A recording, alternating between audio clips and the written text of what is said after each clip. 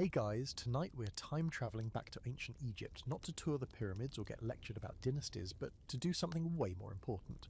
Snoop around their kitchens and judge their snack choices. You know, the kind of history that really matters. You're about to find out what counted as junk food when sphinxes were still in style. Spoiler alert. You probably won't survive this.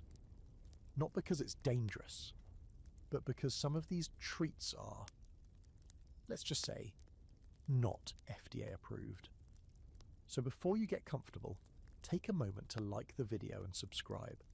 But only if you genuinely enjoy what I do here. No pressure, just vibes. Also, drop your city and the time you're watching this in the comments. I love knowing where and when you're tuning in from. Now, dim the lights, maybe turn on a fan for that soft background hum, and let's ease into tonight's journey together. You land in Thebes, probably a little dehydrated, and already regretting wearing sandals in the sand. The year, let's call it somewhere between 1500 and 1200 BCE, around the height of Egypt's new kingdom. It smells ancient. Dusty limestone, sweat, animal dung, and wait, something sweet? You weren't expecting that. But floating through the desert air is the unmistakable scent of honey. Yes, ancient Egypt loved sugar. Or at least what passed for sugar before industrial refinement was a thing. Honey was the go-to sweetener, harvested carefully from wild bees and sometimes kept in clay pots so long it crystallized into rock-like chunks. And Egyptians didn't just use it for sweets. They slathered it on wounds, mixed it in medicine. And, because we're here for the real truth, they dumped it on bread like it was Nutella. Dessert bread, folks. You can almost hear the crackle of crust as a scribe peels open a honey-covered roll during his break. Nearby, a kid about 7 years old is gnawing on a hardened date cluster. It looks like someone rolled fruit in sand, then forgot it in the sun. You're offered a piece. You chew, it's chewy, mostly pit, and somehow both too sweet and weirdly sour. That gritty texture? Yeah, not a candy coating, just actual sand. Welcome to snacking in the ancient world. You stroll past the food stalls in the bustling marketplace. Donkeys bray, linen flaps in the breeze, and everything's painted in ochre tones that glow under the Egyptian sun. On a mat woven from reeds, a woman is selling something that smells like burnt sugar and fried bread. You crouch down. She's ladling out a thick brown mush into tiny leaf-wrapped packets. You ask what it is. She smiles. Sesame honey cake. Ancient Egypt's version of a protein bar, except without any protein. Just crushed seeds, sticky sweetness, and an overwhelming urge to nap. Fun fact, this wasn't just peasant food. Even high-ranking officials and royal family members indulged in these treats. And while there weren't convenience stores on every block, there were vendors stationed near temples and court buildings, ready to fuel your pyramid watching with sweet, sticky carbs. But here's the real kicker. They used sugarcane, kind of. Not the refined stuff we know today, but early forms. Cane likely arrived through trade routes from further south, especially during the later dynasties. And while it wasn't mainstream like honey or dates, it did sneak into high-end kitchens and elite ceremonies, where sugarcane juice was boiled down and used in sacred offerings, or in making elite versions of your sad date cluster. And just like modern food debates, scholars still argue, did ancient Egyptians have a concept of dessert as we know it? Or was everything just another texture of offering to their 400 gods? Some believe there was no separation between meals and sweets, just food for the living and food for the dead. Others argue that honey-based desserts played a role in festivals and celebrations, specifically when honouring deities like Hathor, goddess of love, music, and possibly sweet-tooth cravings. You stop to watch a baker prepping his goods for a temple feast. He's pounding barley flour into a paste with what looks like a rock and an attitude. The smell of yeast is faint but present. There's something brewing, and it's not just ambition. You peek into his baskets and spot honey-drenched pastries. They look like dumplings that lost their will to live, crusty, lopsided, and slightly burnt. But don't judge too harshly. These were considered delicacies. And if you were lucky enough to be near the temple during one of the big annual festivals, you might get a bite of one of these half-charred, fully sticky sweets. Here's your quirky fact of the night. Archaeologists once found actual preserved honey in a tomb, still edible after more than 3,000 years. Like technically edible. If you ever wanted to try ancient sugar, that's your shot. It might give you eternal life, or just a trip to the ER. As night creeps over Thebes, the food stalls start packing up. and the last golden rays of sunlight catch on the pure surface of a small jar beside a merchant's stand. You open it. Inside is a thick golden goo that smells oddly floral. It's honey, but infused with crushed lotus petals. This was next level. Not for commoners. You taste it. For a moment you understand royalty. Then your teeth hurt. But it's a small price to pay for history. You sit back on a crumbling stone bench, a little dazed from all the sugar. You've barely scratched the surface, and already your ancient snack tour is messing with your 21st century digestion. But there's more to taste, more to sniff, and definitely more to regret. And don't worry, we haven't even gotten to the fried things yet. You wake up to the smell of grease, not olive oil, not butter, something thicker, heavier, almost animal-like. And yep, it's definitely animal fat. Ox, if you had to guess. Which, given your very limited experience in the culinary arts of ancient Egypt, is bold of you. Still, it smells both horrifying and weirdly good, like the way campfire smoke clings to clothes and somehow makes you nostalgic for something you've never lived through. You're in the back courtyard of a nobleman's estate, probably somewhere near Memphis this time. The air is heavy with smoke and buzzing with flies, and the cook doesn't seem to care that you're standing there looking pale and modern. She's too busy flipping something over a clay pan that's half buried in coals. It sizzles loudly. You lean closer. Whatever it is, it's deep fried, it's golden brown, and it smells like it might shorten your lifespan by a full decade. This is junk food, ancient style. Fried flatbreads, maybe with a little garlic mixed into the dough. The garlic's not just for flavour either. Egyptians believed it boosted strength and stamina, which made it popular with labourers and anyone hauling giant stone blocks across a desert. It's not a stretch to imagine the pyramid builders munching these crispy treats on their lunch breaks, covered in sweat and probably regretting their career choices. You reach for one, the cook slaps your hand away. Apparently these are for a house feast later, something about honouring Bastet, the cat goddess, but she softens and tosses you a smaller misshapen one that wouldn't have made the final tray anyway. You bite into it. It's crunchy at the edges and chewy in the centre, with little pockets of flavour where garlic and wild herbs have fused together in the ox fat. It's heavy, it's salty, it's amazing. And now you need water. Like, now. You wander around the estate grounds and find a group of workers under a date palm squatting around a clay pot. They're scooping something out with their fingers, and laughing through full mouths, you ask for a taste, and before you know it, someone's handing you a chunk of what looks like fried dough dipped in honey and sprinkled with crushed lotus seeds. It's like funnel cake. If funnel cake had been invented by someone who didn't believe in joy or moderation. Delicious? Yes. Regret-inducing? Also, yes. And here's a fun little twist. Much of what we'd consider snack food was actually eaten communally. No portion control, no food wrappers, and definitely no refrigeration. Food sat out all day, and people just sort of gathered around and picked at it. You'd be amazed how quickly you get used to eating with your hands, even if you're low-key panicking about germs. Germs, however, haven't been invented yet. Or rather, they exist, but no one knows or cares. Simpler times. The house steward appears and starts yelling something about preparation for the feast. The workers scatter, and you're shuffled into the back garden where the party's already being set up. Low tables, mats for sitting, ceramic pitchers, and food being carried out on trays. You blend in with the hired help, no one questions the weird new servant with the haunted expression and sweat-stuck t-shirt. You carry a tray of fried fish cakes to the musicians. Someone nods approvingly. These fish cakes, surprisingly complex. Made from ground catfish or perch caught fresh from the Nile, then mashed with onions, coriander, and barley flour before being fried in, you guessed it, more ox fat. They're crispy outside, soft inside, and as far as ancient Egypt goes, basically a flavour explosion. You eat two while no one's looking and instantly feel both satisfied and guilty. Probably the most historically accurate emotion so far. Now here's your historical fact for this round. We know Egyptians deep-fried food because archaeologists have found both descriptions and carbon traces from cooking areas that suggest hot oil use.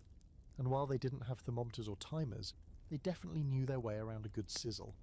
Kitchens were often separate from main homes due to smoke and fire hazards, plus, let's be real, the smell of frying animal fat clings to everything. As twilight settles in, the feast begins. Musicians pluck stringed instruments, dancers whirl around in linen that catches the last rays of sunlight, and guests dig in with enthusiastic hands. There's a joy in it, unfiltered, messy, almost primal. It's not polite dining, it's eating like you mean it. But here's where it gets weird. A bowl of what looks like glazed pastries gets passed around. You're expecting something like cinnamon rolls. Instead, you're hit with a bite that's half sweet, half spicy, and 100% confusing.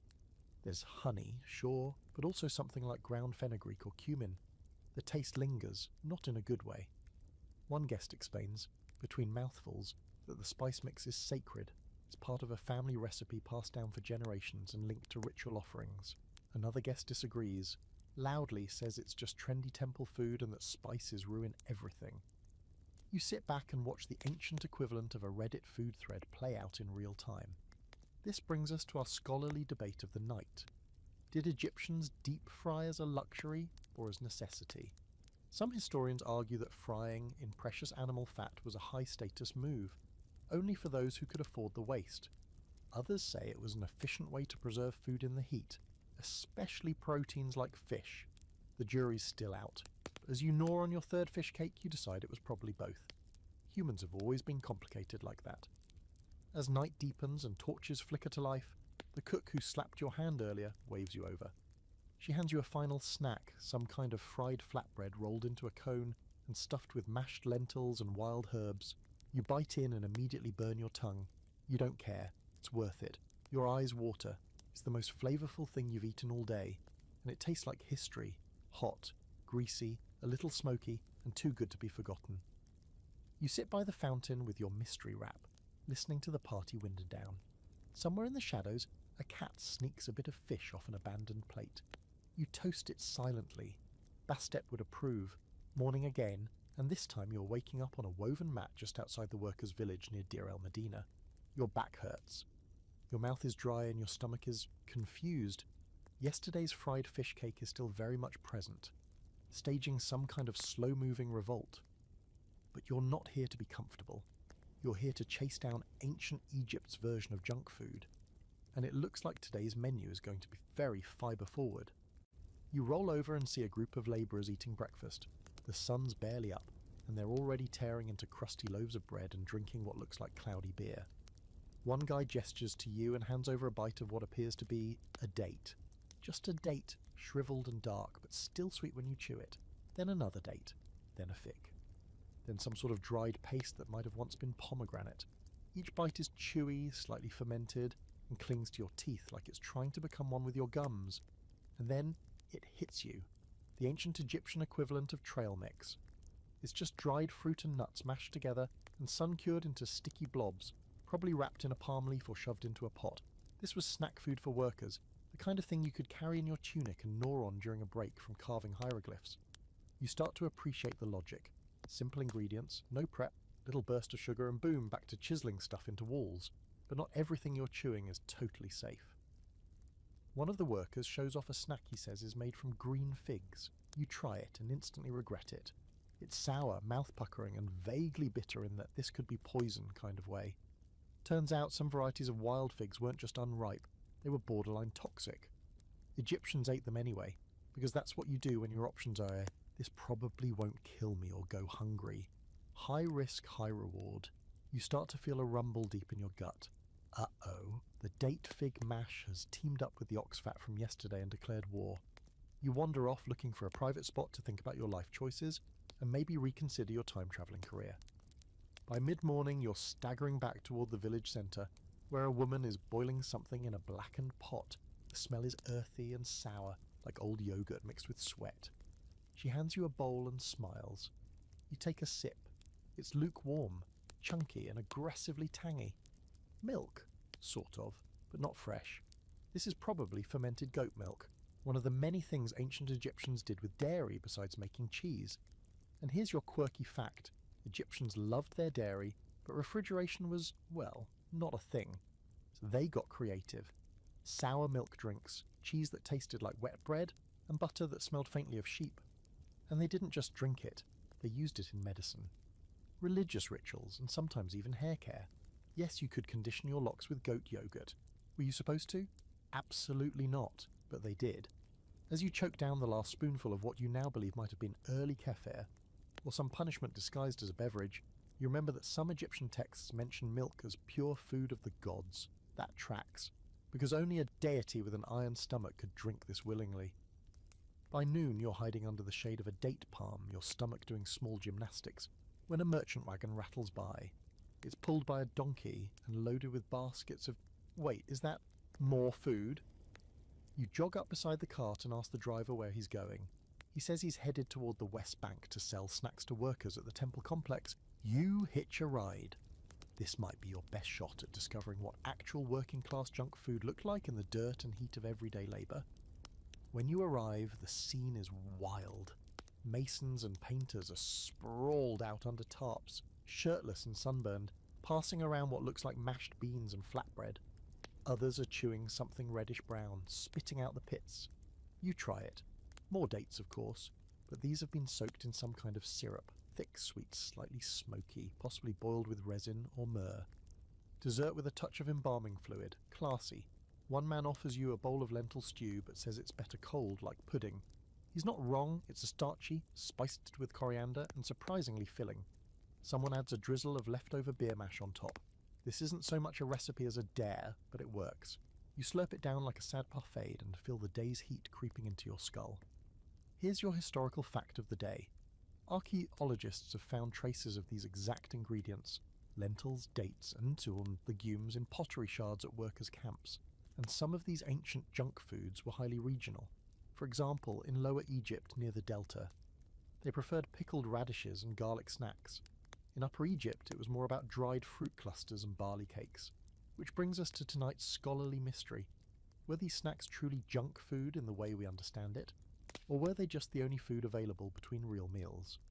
Some scholars argue so that the lack of nutritional planning made them inherently junk, unbalanced, heavy on sugars and carbs. Others think this is a modern bias, and that to ancient Egyptians anything portable and edible was just smart design. Either way, your stomach doesn't care about the academic nuances.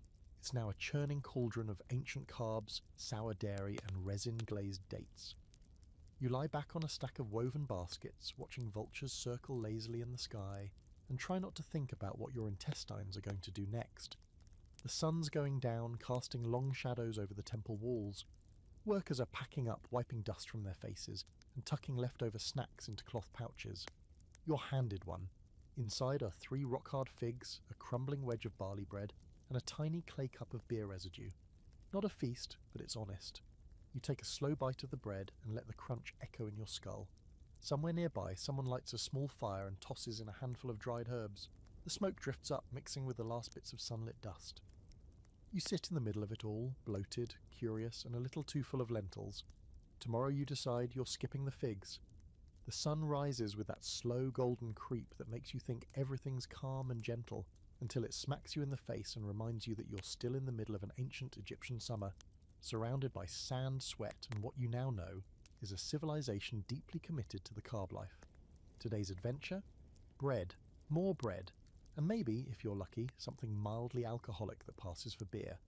You've heard whispers about a bakery just off the riverbank that supplies the entire local temple staff. You head that way, stomach still unsure of yesterday's bean dairy fruit extravaganza. The first thing you notice when you get there is the heat. Not the sun. This heat is from the ovens buried in the ground and covered with slabs of stone, radiating like they've been cooking since the time of Ra himself. A team of women is kneeling in the dust, slapping discs of dough into shape and throwing them into the blazing holes in the earth. The smell is warm, yeasty, and almost comforting, until you realise none of them are wearing shoes, and all of them are covered in flour dust, and what you're praying is just flour. One of the bakers notices your stare and tosses you a loaf. It's misshapen, a little burned on one side and rock hard on the other. You bite into it anyway. Crunch. Immediately you understand why so many mummies have terrible teeth. There's sand in the bread, not sprinkled on top, in it. You chew through the grit like a champion and nod politely. She smiles. You win. Here's the thing, bread was everything in ancient Egypt. Not just food, it was currency, ritual, offering, and sustenance.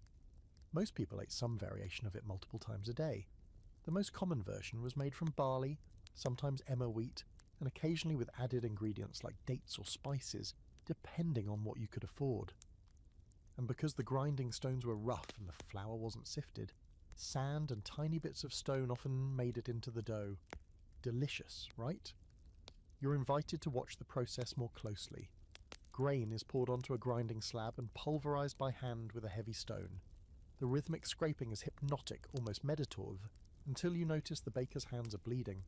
Tiny cuts from the grit. She doesn't stop, just keeps grinding.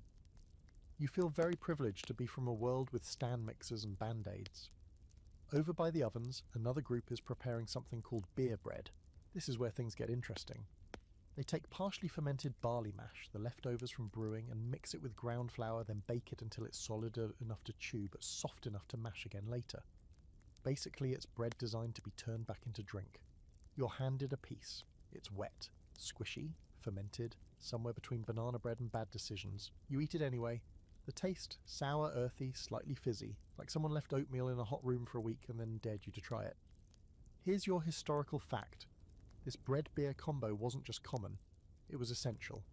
Daily rations for labourers often included several loaves of bread and large jugs of beer. That's how you got your calories, your hydration, and apparently your mild buzz all in one go. It wasn't just sustenance, it was survival. You ask one of the younger bakers if anyone ever ate bread for pleasure. She laughs and points to a tray cooling under a woven screen. You lift it carefully. Inside are tiny loaves shaped like animals. Fish, birds, cats, decorative bread, likely made for temple offerings or special celebrations. You nibble one shaped like a falcon. It's denser than the worker bread, subtly sweet and filled with a paste made from dates and crushed sesame. It's still dry, but definitely less sad. If ancient Egypt had a birthday cake, this might be it. But then comes the fringe fact of the day, and you are not ready. One of the elders insists that certain types of sacred bread were intentionally fermented with animal droppings. Not a lot, just enough to wake up the spirit of the grain. You nod slowly, pretending you didn't just hear that, and politely decline a second helping. Later that afternoon, the bakers take a break. You sit with them under a patch of shade as they pass around a shared jug of thick, frothy beer. It's not carbonated, it's chunky. Like soup and beer had a baby and no one told it how to behave. You're offered a sip. It tastes better than it looks, but that's not saying much. The alcohol content is low, but the funk level is high. Still, after the fifth or sixth sip, it starts to grow on you. Or maybe you've just given up. And here's a point of debate among modern scholars. Was Egyptian beer actually alcoholic? Some say yes, mildly. Others argue it was more like liquid porridge, nutritional but not intoxicating. The truth probably lies somewhere in the middle. A few jars for lunch wouldn't knock you over, but drink enough and you might start worshipping a statue or yelling at a cat, which, honestly, sounds like a normal Tuesday here. The day winds down and the bakers begin prepping for the next sunrise. Dough is left to ferment in clay jars, flour is ground, and herbs are laid out to dry. You help clean up by brushing out one of the ovens, only to discover a piece of charred bread stuck to the inside wall. It's black as coal and smells like burnt popcorn. You take it out, curious. A baker laughs and says, "Temple priests say even burnt bread pleases the gods." You shrug and try a bite. It's awful, but apparently holy. As night falls, the bakers light a small fire and make one final treat. Tiny honey and herb biscuits baked on a hot stone. You take a bite, soft, sweet, with just a hint of thyme. For a moment, it tastes almost modern. You sit back in the dark, licking honey from your fingers and watching the stars flicker above the Nile. Somewhere far off, a hyena laughs into the quiet. You're full of bread, of beer, of questions, but mostly bread. It's the middle of the night, and you're awake again, not because you're cold or lost, but because your stomach is staging another protest. You lie there on your mat, thinking through everything you've eaten. The lentil parfait, the honey bread, the fermented milk soup, the fig incident. Your digestive tract feels like it's writing hieroglyphs across your insides, but you're still curious. Curious enough to sneak out before dawn and follow your nose downwind towards something crispy. The scent gets stronger as you approach the rear alley of a food stall in the village outskirts. Less temple, more farmer's market vibe. You hide behind a storage jar the size of a Mini Cooper and peek around the corner. There, hunched over a loaf whisso pan, is a man slowly stirring what looks like cubes of bread in a bubbling pool of something unmistakably fatty. You step closer. He doesn't flinch, just grunts and gestures to the pan. You lean over. The cubes are browning into small, crunchy pillows. Fried bread again. But this time dipped in an oily glaze that smells both savoury and a little sweet. He says one word, ox. Just that. Ox fat. You nod like that makes sense. He ladles one of the sizzling blocks into a clay bowl, sprinkles a mixture of herbs on top, and hands it to you. You take a bite. It's everything you feared and everything you hoped. Greasy, rich, dripping down your chin, and just salty enough to make your tongue beg for water. Turns out, frying things in animal fat was practically an art form here. Ox fat wasn't cheap. It came from slaughtered working animals, not something you could afford to use every day unless you had connections or you worked in a butcher's family. But when people did use it, oh, they went all in. Fried breads, fried lentil cakes, even fried onions stacked and layered with herbs, then eaten cold like a very sad lasagna. You sit down on an overturned jar and try another bite. The bread is crisp on the outside, soft in the middle, and covered in a glaze that might just be date syrup cooked down with garlic. It sounds terrible. It's not. Your brain's confused, your taste buds are curious, and your arteries are already sending up flares. While you chew, the man tells you, mostly through gestures, that he learned to cook from his grandmother, who used to make something similar during big river festivals. People would gather near the banks of the Nile, bring whatever scraps they had, and fry them up over open fires. It wasn't high dining, but it was fun. Loud, chaotic, probably dangerous, but fun. And here's your historical fact of the night. In several tombs and village ruins, archaeologists have found remains of frying vessels and greasy residue in cookware, suggesting that deep frying wasn't just a modern indulgence, it was alive and well in ancient Egypt. Though not common for everyone, it had its place in feast culture, especially when honouring gods like Hathor or celebrating the annual flooding of the Nile. You thank the man, half-heartedly wipe your fingers on your tunic, and decide to wander further down the road. The night air is cooler now, with a breeze that smells of river water and burning acacia. In the distance you see a few fishermen returning from the Nile, their baskets sloshing with the day's catch. You wave. They wave back and gesture for you to come closer, and just like that your stomach is back in the game. The fishermen have set up a small fire and are preparing what can only be described as deep-fried fish bits. Not full fish, just bits. Pieces of perch and catfish sliced thin, soaked in beer mash, and tossed in a pan of bubbling fat, possibly the same ox fat from earlier, just slightly more river-flavoured now. One of the younger fishermen adds wild herbs from his pouch, something like coriander or maybe just swampweed, and tosses the sizzling bits like he's done this every night of his life. You try a piece, hot, crispy, a little chewy, somehow both swampy and salty. The kind of snack you'd love with cold beer, if the beer didn't taste like barley porridge filtered through someone's sandals. Here's a delightfully weird fringe fact. In some regions, people used to fry fish in crocodile fat. Yeah, you read that right. Crocodile. The fat was rendered during butchering, and used sparingly for flavour and ritual cooking. Was it tasty? Probably not. Was it macho? Absolutely. You imagine someone biting into crocodile-fried catfish just to prove they're braver than their neighbour. As the fire dies down, the fishermen tell stories. One claims to have seen Sobek, the crocodile god, rise from the Nile and accept an offering of fried fish with a nod. Another laughs and says he once tried to fry a fish using only the sun and a polished bronze plate. Didn't work, but it smelled great. This leads into tonight's scholarly debate. Was deep frying actually widespread, or was it exaggerated in later romanticised accounts? Some say the oil required made it a rare celebratory act. Others believe communal cooking allowed for pooling resources, making it more common among working communities than we think. There's no clear consensus, but the pans don't lie. And the grease-stained ruins near the worker villages suggest that the frying party was very real. It's nearly dawn when you finally stand up, belly full of questionable protein and ox oil bread. The fishermen offer you a small wrapped packet. Inside are a few leftover fried fish scraps, still warm, tucked into a palm leaf cone. You tuck it into your satchel like the world's saddest doggy bag. As you walk back toward your mat under the stars, the desert wind picks up. Somewhere off in the distance, a jackal yips into the early light, maybe looking for its own greasy breakfast. You sit down, unwrap the cone, and take one last bite. It's cold now, and the oil has started to harden. But still, there's something comforting in it. Something universal.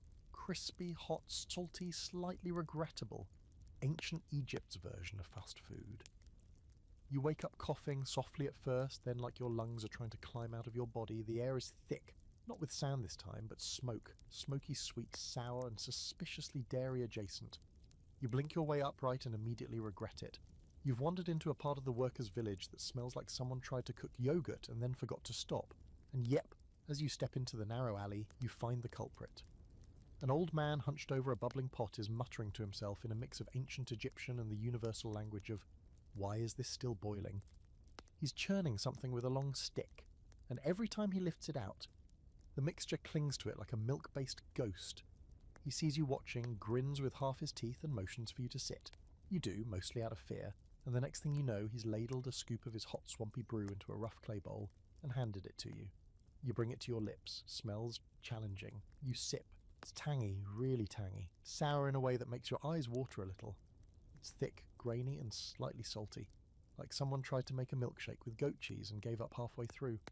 Congratulations, you're now drinking ancient Egyptian sour milk. This was actually a thing. Without refrigeration, milk turned fast, but instead of dumping it, Egyptians leaned in, they fermented it intentionally. They stirred it with herbs, left it in pots to curdle under the sun, and sometimes added honey or beer dregs to cut the edge. It was the origin of soft cheeses, kefir-like drinks, and things that blur the line between refreshment and a dare. And here's your historical fact. Wall paintings and records from the Old and Middle Kingdoms show offerings of white drink or white food being presented to the gods, widely believed to be fermented dairy. It was seen as pure, nourishing, and sometimes even sacred, but that doesn't mean it was always pleasant, especially not at breakfast. You glance around and realize this isn't a one-man operation. A small group of people, maybe his family, maybe just neighbours with strong stomachs, are gathering with clay jugs and baskets. They scoop the still warm curdled mixture into palm leaf wraps, sprinkle dried herbs on top, and carry them away, likely toward the market or nearby temple staff. Turns out this sour milk sludge is snack-worthy in its own way. Think of it as the ancient Egyptian equivalent of a probiotic smoothie, except chunky. Very, very chunky. One woman notices your face mid-sip and laughs. She pats your back and hands you a woven pouch with a small round something inside. You open it cautiously. It's cheese. Soft, slightly moist, and smelling faintly of garlic. This is rush cheese, an early form of what we'd recognise as farmer's cheese or paneer. You nibble it, and it's not bad. Salty, a little sour, and a welcome break from the hot milk soup. Soup still sitting in your stomach like a warm, unhappy rock. But of course, nothing is that simple. She hands you another pouch. Inside is a darker cheese, crusty at the edges, smelling like decay. You look at her. She grins wider and mimes licking it. You're in too deep now. You take the tiniest possible bite. Instant regret. It tastes like milk, smoke, and betrayal. Like someone buried cheese underground and waited to see what would happen. Which, fun fact, is actually something they did. Some cheeses were aged in cool clay jars, partially buried to keep them from spoiling too fast. Whether this one is a masterpiece or a mistake is unclear. You're too busy trying not to cry. Quirky fact of the day. Some researchers believe ancient Egyptians used donkey milk not just for cheese but for cosmetics. Cleopatra was famously rumoured to have bathed in it. Wouldn't be surprising if she also snacked on a sour milk wrap while soaking in luxury. Honestly, the whole thing sounds like a very exclusive spa treatment with an appetizer course. You follow the woman through the back alley and into a small garden courtyard where more dairy experiments are happening. Pots line the walls, each labelled in crude markings. One's bubbling with what might be early yogurt. Another smells like it might be lemon rind cheese. And over in the corner, a boy is smearing goat butter on slices of cold barley bread and sprinkling it with, of all things, dried fish flakes. He offers you one. You take it. It's bizarre, fishy, creamy, grainy. Like someone tried to invent pizza but got confused halfway through. But it's a snack, a real one. Something a kid might actually enjoy sitting on a wall, watching beetles crawl by. Here's your scholarly debate. Did ancient Egyptians like sour foods, or did they just adapt to what the climate forced on them? Some argue that taste evolved around necessity. Fermented food kept longer, travelled better, and often carried spiritual value. Others say people genuinely enjoyed the sour tang and prized it in recipes. There's still debate over whether the sourness was a feature or a bug. Judging by the kid happily eating his fish cheese sandwich, it might have been both. As the sun climbs, the courtyard gets hotter. Someone brings out chilled clay jugs of something white and foamy. The first sip hits you like a slap.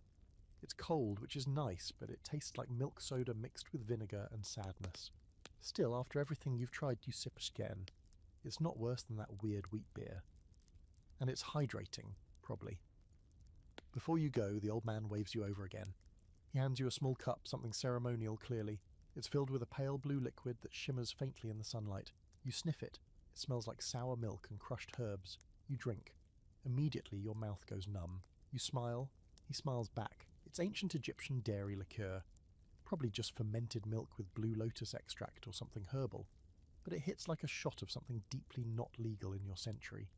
You feel warm, dizzy, maybe slightly enlightened. You walk away feeling like you've joined a very ancient, very fermented club. You return to your spot near the reed mat, lie back and let the milk dreams take over. Somewhere in your mind, cheese gods are dancing, or maybe that's just your liver asking for a vacation. Either way, you're done with dairy. For now. When you wake up this time, there's no fire, no bustling village, no cheese-scented air. Just the soft splash of oars, the creak of a boat hull, and the warm sun pressing down like a sleepy hand on your back. You're floating down the Nile. Don't ask how you got here. Just blame the dairy liqueur from last night. You're wedged between two baskets of fish, your legs dangling lazily over the side, drifting past reeds and lily pads like an ancient Egyptian extra in a National Geographic reenactment. A fisherman squints at you from across the boat, says something you don't understand, then tosses you a piece of something leathery and dark. You sniff it. It smells like low-tide gym socks and ambition. You take a cautious bite and instantly regret every decision that brought you to this moment. Sun-dried catfish jerky. It's chewy, like impossibly chewy. You gnaw for what feels like 20 minutes before it breaks down enough to swallow. It's salty, yes, but also weirdly sweet, probably from the smoke or some primitive glaze. And you realise this is boat food. Nile snacks. Stuff you could pack for a long day of fishing and still gnaw on at sunset. Think beef jerky, but if the cow had gills and dreams of vengeance. The fisherman grins and offers you a flask. You take a swig. It's not water. It's cold beer, or as close as beer gets around here. Fermented barley water, cloudy and barely alcoholic, but refreshing after a salty mouthful of fish rubber. You look around the boat. It's simple. A few woven mats, some reed baskets full of odds and ends, and a small cooking pot rigged on a makeshift fire pit. The fisherman gestures toward a bundle wrapped in palm leaves. He unwraps it slowly, ceremonially, like he's revealing treasure. Inside, more snacks. Dried river reeds pounded into something between a flatbread and a chew toy, mixed with crushed nuts. Maybe some honey and, oh, fun, bits of what looks like crayfishy. You try a piece. It's crunchy, oddly sweet, and tastes like pond water wrapped in sugar. Somehow not terrible. You chew slowly and stare out at the Nile, dotted with other tiny boats and wide-winged birds drifting across the sky like ancient kites. Historical fact incoming, the Nile wasn't just a highway, it was a floating pantry. Fish were an essential protein source and not just the fresh kind. Drying and salting fish made it portable, and fermented fish paste, yes, fish paste, was used as a seasoning in all sorts of dishes, from stews to bread spreads. It was like Egyptian anchovy paste, and it made everything smell like regret. The fisherman tapped your shoulder and points ahead. On a small sandy bank, another boat is docked, and a family is picnicking. You pull in beside them and are immediately handed what looks like a ball of mashed barley wrapped in lotus leaves. You bite in. It's soft, earthy, and wait, is that fruit? There's a hint of fig in there, maybe even raisins. Ancient granola ball. The kids are popping them into their mouths like candy, giggling and racing each other around the boat. You're starting to think you've stumbled into a prehistoric lunch break. You sit with them on the sand. Someone offers you a slice of something flat to thin, glistening with what looks like fish oil. You accept. You always accept. It tastes like sesame and despair, but it's filling. Here's your quirky fact. The ancient Egyptians sometimes made riverweed snacks. That's right, riverweed. They'd gather floating plants from shallow waters, dry them, press them into cakes, and serve them with salt or dried fish. High in fibre, low in flavour, questionably digestible. One of the older women pulls out a jug sealed with beeswax. She pops it open, and a sweet fermented scent wafts out, like honey wine left too long in the sun. Everyone perks up. They pass around small clay cups, and you're given a sip. It's a homemade brew of date syrup, beer mash, and fermented reeds. Sticky, strong, and undeniably funky. You take a second sip. Either it's growing on you, or your standards have sunk beneath the Nile's surface. Debate of the day. Were these riverbank snacks the norm, or just what the poor ate while the wealthy dined on spiced meats and honey-glazed pastries? Scholars argue about the stratification of ancient diets, whether the Nile's everyday boat crew was eating trash food, or if these humble offerings were actually balanced, intentional nutrition. Some say these families had optimized their diets with what they had, creating smart, sustainable food systems. Others think they were just surviving, not thriving. But as you sit under the sun, nibbling on mashed fig barley and watching a kid drop his crayfish ball into the river with a whale, it doesn't feel like survival. It feels like a picnic, simple, unpolished, river-smelling joy. The fisherman stands and gestures to go. You help push the boat back into the current. As you drift away, the picnic fades into the golden haze, and a cool breeze brushes past your face. The Nile glistens, reflecting the late afternoon sky. You lean back, stomach full of questionable protein and fishy fibre, and close your eyes. There's something hypnotic about it all. The bob of the boat, the soft slap of water against wood, the faint scent of dried reeds and honey beer, somewhere between sleep and consciousness. You wonder if you'll dream in hieroglyphs tonight. You dock somewhere near dusk, stepping off the boat with legs like wet papyrus and breath that smells vaguely of fish jerky and fermented reeds. You probably won't be invited to any royal banquets anytime soon, but that's okay. Tonight isn't about the royals, it's about the vendors, the real MVPs of ancient Egyptian snacking culture. The ones who knew how to hustle, charm, and lightly swindle you with hot food on the go centuries before anyone said the words street taco. You follow the crowd into a small riverside settlement. No fancy monuments here. No gold-leafed anything, just narrow walkways, reed fences, and a glorious, chaotic bazaar buzzing under fading orange light. Every third person is holding food. You hear laughter, clinking jars, and the sizzle of something being flipped over a flame. Your stomach, both brave and probably ill-advised, rumbles like a bored god demanding tribute. There's a vendor near the centre stall who catches your eye.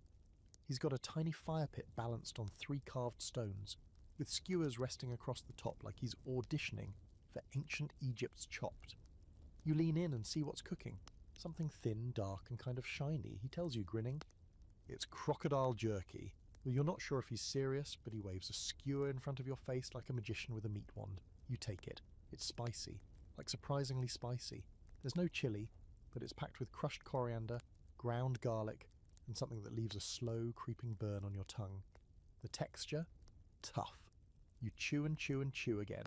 It's either crocodile or a shoe that lost a fight with a grill. You decide not to ask. Turns out crocodile meat was indeed consumed in some areas, especially in the south, where crocodiles were both feared and revered. Eating them wasn't common, especially since the god Sobek was a literal crocodile and might take offence. But it did happen, and the meat was salted, dried, and sometimes sold in markets, particularly when someone caught a small one, or got bold enough to trap a young male near the reeds. You move along, passing stalls selling everything from fried onions wrapped in flatbread to chunks of honey-drenched barley bars stacked like golden bricks. One woman is selling a kind of crunchy pastry made of lentil flour and filled with mashed dates. She calls it sweet pockets. You buy one. It crumbles in your mouth like soft gravel, but the filling is rich and gooey, almost like a warm fig Newton, if fig Newtons came with the risk of contracting ancient bacteria. At another stall you find something even stranger.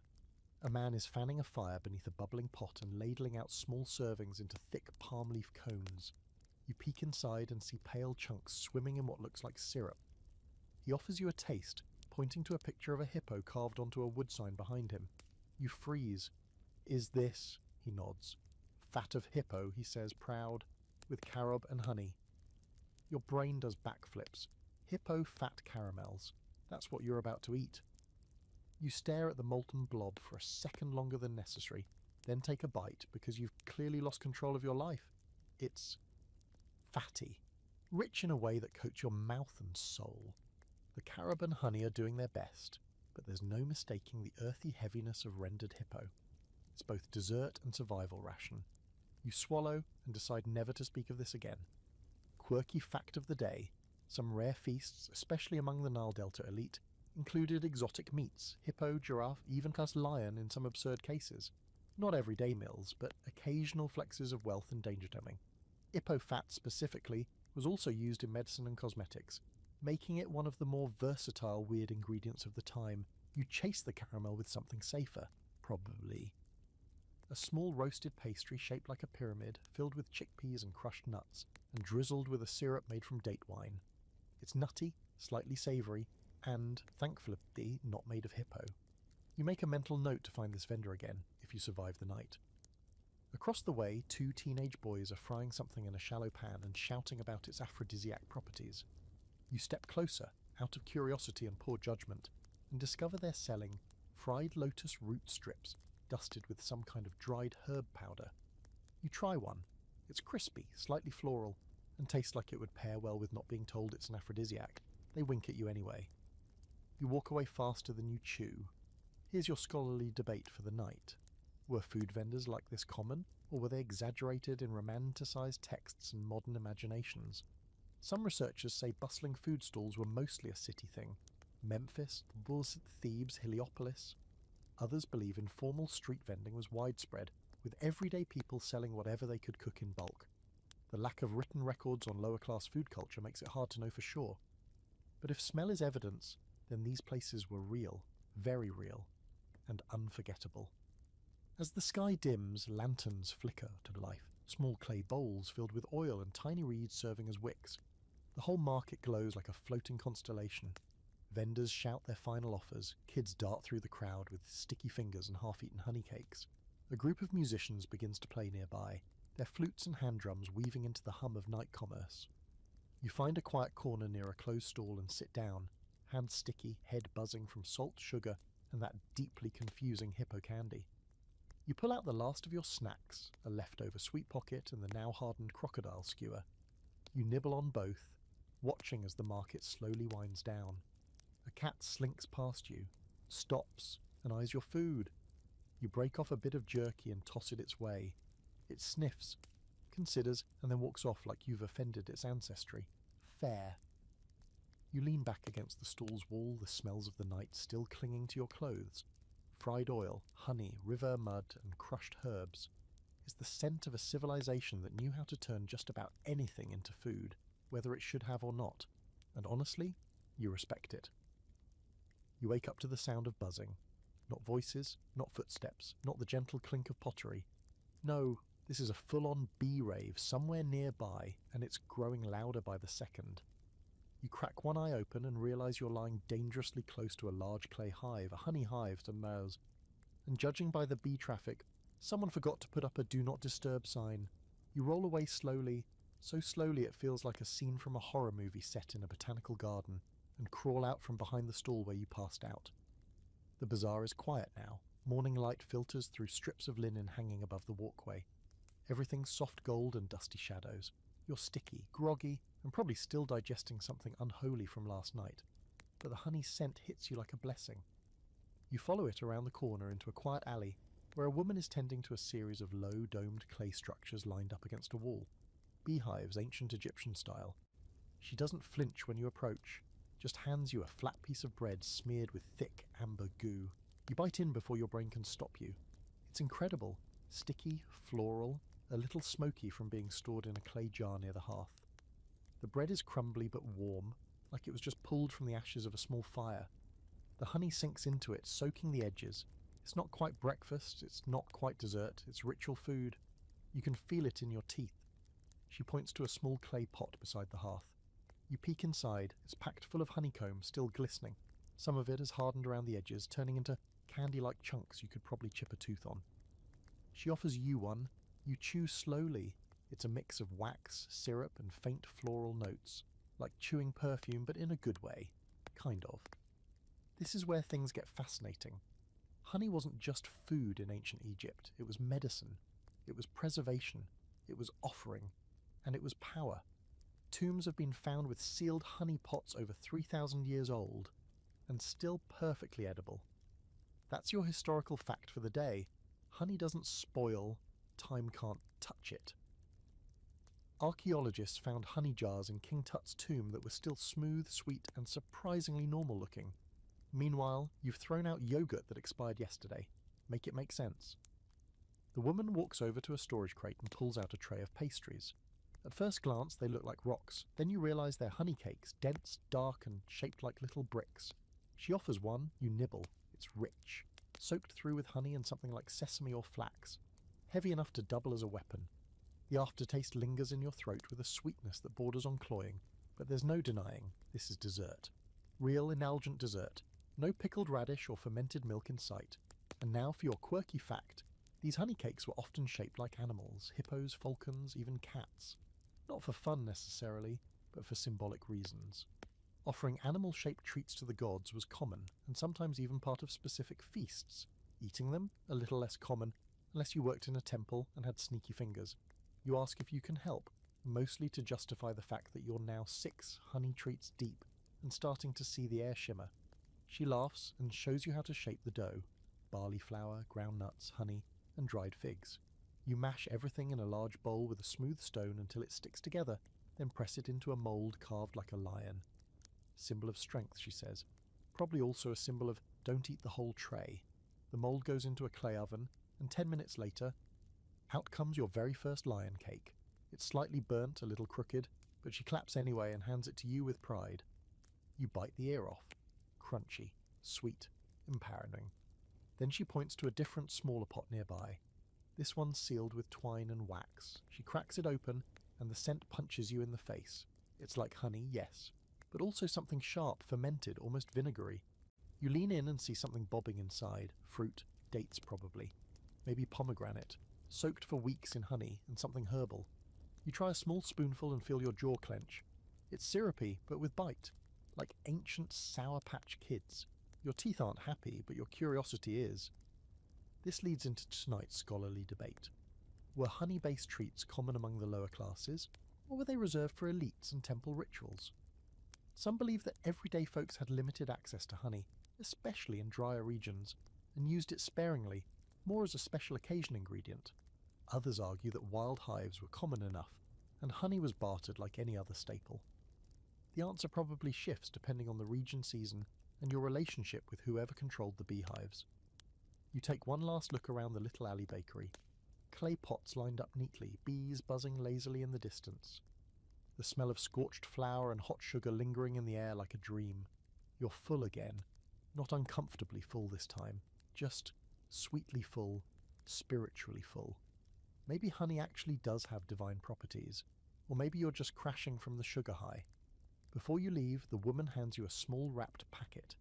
Inside are 3 tiny honey cakes, each a different shape. A hawk, a scarab, and yes, a cat. You smile, tuck them into your satchel, and step back out into the morning sunlight. The market is waking up again. Vendors setting up, kids yelling, dogs barking. But your pace slows. You're moving in syrup now, sweet ancient syrup. Somewhere deep in your jaw, a tooth pings with regret. It was worth it. You walk on, licking honey from your fingers. By the time the midday sun is overhead and cooking the stones beneath your feet like some divine punishment for curiosity, you're wandering again. This time through the more rural edges of the settlement, where the air smells not of spice or honey, but something meatier, rich, smoky, and oddly heavy. You know that smell. You've smelled it in butcher shops and on questionable camping trips. It's the smell of rendered fat, meat sizzling on stone, and you're pretty sure caramelizing something that once grunted. You follow your nose around a bend and into a clearing where a group of workers are taking a break beneath a loosely thatched awning. They're sitting cross-legged around a wide, shallow fire pit. One man is stirring a pot of bubbling liquid with exaggerated pride, and as you step closer, he beckons you over like he's unveiling a state secret. You look into the pot and your brain instantly starts trying to name the colour. Somewhere between amber and threatening. Then he says it. Hippo-fat caramels. Again? Oh no. They're back. But this time it's not just a vendor hawking something weird on a skewer. This is a group activity, a ritual almost. The pot is full of rendered hippo-fat, boiled slowly with honey, crushed carob pods, and what looks like dried pomegranate seeds. The resulting goop is thick, glossy, and so aromatic it nearly knocks you over. One worker ladles it into a wide, flat bowl where it begins to cool and harden like taffy. You're handed a warm, sticky glob in a piece of palm bark. You chew and chew. it's better than last night's version. The carob brings a deep chocolate-adjacent note, and the pomegranate cuts through the fat with sharp, fruity brightness. Still, you're aware you're essentially eating dessert candles made from one of the most dangerous animals in the Nile. You're not alone in this mental gymnastic. One man explains that this dish is seasonal, prepared only when hippos are hunted during certain months when the river floods and their numbers encroach on farmland. It's a dangerous endeavour, reverent even. The fat, once rendered, becomes part of various dishes, soups, ointments, offerings, and, of course, these deeply confusing candies. Here's your historical fact for the day. Hippos were both feared and sacred in ancient Egypt. Associated with destruction and fertility, they were sometimes hunted, sometimes worshipped. Their meat and fat were rare luxuries, consumed in ceremonies for feast days. Eating hippo wasn't casual, it was event dining. Think less Tuesday night snack, and more celebration after surviving an animal that could literally bite you in half. And now for your fringe fact. Some rituals included smearing hippo fat on statues as part of fertility offerings. Yes, rubbing fat on sacred stone figures to encourage a good harvest or successful childbirth. Imagine explaining that to your dinner guests after dessert. One of the women passes you a drink, some kind of honey wine infusion, served chilled in a clay cup. It's sharp, sweet, and weirdly spicy, like it's been infused with mace or anise. It cuts right through the hippo fat, clinging to your mouth like a desperate house guest. You feel the balance return. There's a festive air to the whole scene. The workers are laughing, elbowing each other, sharing stories, licking their sticky fingers with exaggerated sighs of satisfaction. It's not a royal feast, it's not a sacred rite, but it feels important. A celebration of survival, community, and having just enough ingredients to make something bizarrely delicious out of a river monster. You help with clean-up, scraping hardened caramel from the edges of the cooling dish, rolling it into smaller balls, dusting it with dried barley flour to keep it from sticking. One man gives you a handful tied in linen and tells you it's for later when your energy fades. You nod, already planning to hide them from yourself. After the feast, the group begins to sing, a low, rhythmic chant that sounds older than the pyramids. Someone starts drumming on an overturned storage jar. You lean back against a palm trunk, stomach heavy and full, and watch the dance begin. It's not coordinated or formal, just joy. Bodies moving in circles, dust rising around bare feet, voices rising over the hum of insects and heat. This leads into your scholarly debate. Were foods like this, rich, high-fat, sticky confections, intended for pleasure or for ceremony? Some argue that these treats, especially those made from rare ingredients like hippo, were purely symbolic, meant for offerings or rites. Others point out that humans have always found ways to indulge, and even ceremonial food gets eaten once the god statues aren't watching. The truth? Probably both. Even in the most sacred moments, someone probably snuck a bite. As the sun begins to tilt westward, you wander off toward the river, your linen tunic stiff with sugar and smoke. You unwrap one of the hippo fat caramels and nibble it thoughtfully. The texture's changed as it cooled, now chewy, slightly crumbly, less aggressive. The flavour lingers on your tongue with a strange, comforting richness. You sit on the riverbank watching dragonflies skim the water. A pair of ibises wade nearby, stabbing at invisible fish with curved beaks. The breeze carries the fading scent of cooked fat and burnt honey, blending into the reeds and dusk. You lean back, one hand on the warm earth, the other still holding a half-eaten caramel. You've now eaten at least 3 animals the average modern tourist would never willingly touch. Your body is either adjusting to the ancient diet or preparing for full system collapse. Hard to tell. Either way, you close your eyes, let the warm, sticky Nile air carry you into a sugar-drunk nap. The nap ends the way naps in ancient Egypt shouldn't, with someone laughing practically above you and a cat batting at your foot like you owe it something. You sit up, brushing sand from your face, and blink into the brightening dusk.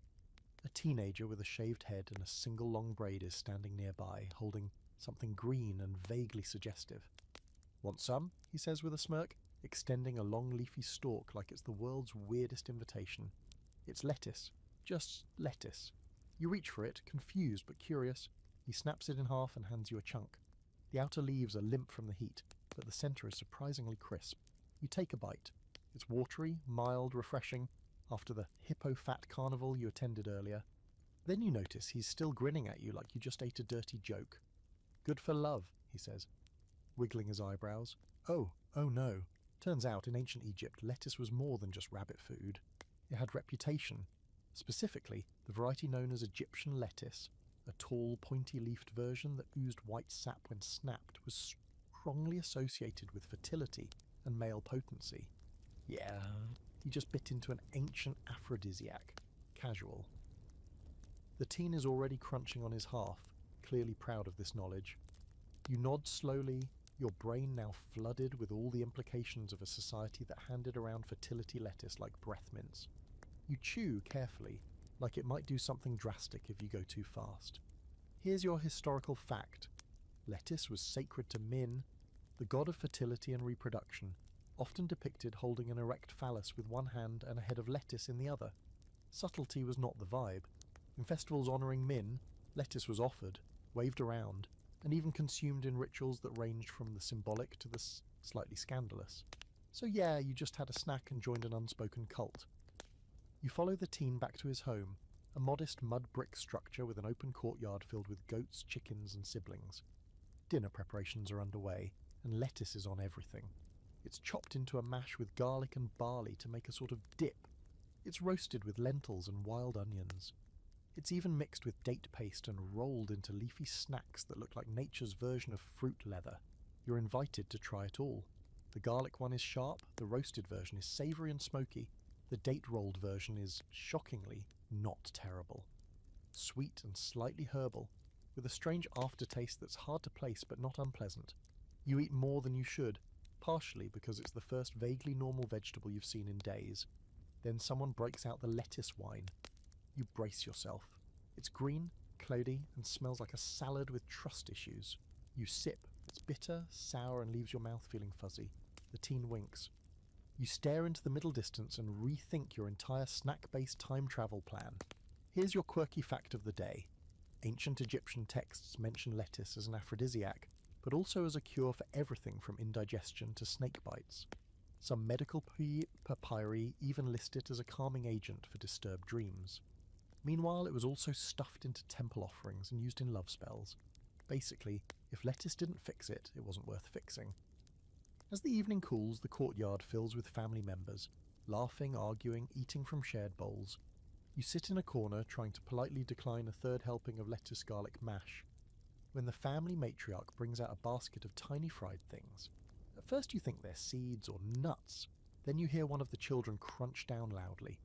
Bugs. Fried bugs. Not just any bugs. Scarabs. Dried, fried, and tossed in salt and herbs like trail mix from your worst nightmare. The teen hands you a small clay bowl full of them. For strength, he says. Also crunchy. You take one. Crunch. It's a nutty, earthy, and weirdly satisfying. The wings get stuck in your teeth, but the flavour isn't bad. Another beetle joins the party, then another. It's happening. You're eating bugs, you've crossed the line, and there's no going back. This segues nicely into our scholarly debate of the day. Were insects a routine snack or more of a famine fallback? Some historians argue that insects, especially beetles and locusts, were a reliable protein source, eaten in fried or dried form across many ancient cultures. Others say there's limited evidence they were eaten regularly in Egypt outside of certain fringe or ritual contexts. Then again, evidence gets tricky when your snack can crawl away before being fossilized. The teen insists his uncle swears by scarabs for male strength, and his grandfather claims they ward off bad dreams. You're beginning to see a pattern. Eat weird thing, attribute magical quality, repeat, makes sense. As night falls, someone lights a small incense cone near the food bowls. The scent is strong, myrrh or possibly lotus resin, and instantly masks the smell of garlic and beetles. You sit back, chewing on a date, your hand still slightly green from lettuce sap. The teen leans over and asks if you feel different. You raise an eyebrow and tell him you feel extra crunchy. He laughs. Before you leave, the family insists you take a night bundle, a palm leaf packet tied with linen string. Inside, 1 lettuce date roll, 2 fried scarabs, and a tiny jar of thick green paste you refuse to identify. You walk into the cool desert air, full of fertility salad and sacred insects, with absolutely no idea what your stomach is going to do in the next 12 hours. The moon is high, casting silvery light across the rooftops. Somewhere nearby, a couple is arguing, a cat knocks something over, and a flute plays a single off-key note before giving up. You lean against a low wall, unwrap a fried beetle, and pop it into your mouth. Crunch. This is fine, probably. You don't remember falling asleep, but the way your neck is currently folded over a mud brick ledge suggests it wasn't planned. You wake up with the imprint of ancient Egyptian masonry on your cheek, and the faint taste of lettuce, date paste still haunting your tongue. It's not the worst place you've slept lately. Top 5. Honestly, but your back has filed an official complaint. You stretch, groaning like an obelisk being raised without a pulley system, and start walking. Your stomach is oddly buoyant, either out of fear or pure resignation. You cross a narrow irrigation canal and stumble into a small courtyard that smells like heat, straw, and roasted something. It's not meat, not fish, not bread. It smells crunchy. You're not ready. A man is crouched near a shallow stone basin filled with the mix of roasted grains, crushed legumes, and something that looks suspiciously like exoskeleton. He waves you over with a big soot-covered hand and offers a handful of what looks like trail mix from the underworld. You reach in against your better judgment and scoop out a mix of roasted chickpeas, cracked barley, sesame seeds, and yes, definitely scarab beetles. Not fried this time, toasted. The texture? Crunchy. Extremely crunchy. It's not a delicate snack. You chew, then chew some more, and somewhere in there a leg gets stuck between your molars. The man chuckles like he's seen this before. You swallow, eyes watering slightly. Good for strength, he says, the phrase again. Apparently everything weird in this timeline is good for strength. You sit beside him and watch as he adds a handful of roasted ants to a new batch. Ants. Tiny ones, coated in date syrup and rolled in sesame. He offers you one. You take it. Sweet, then spicy. Someone mixed in ground coriander. It's actually not terrible. It tastes like someone tried to reimagine a granola bar with bugs instead of oats. Points for creativity.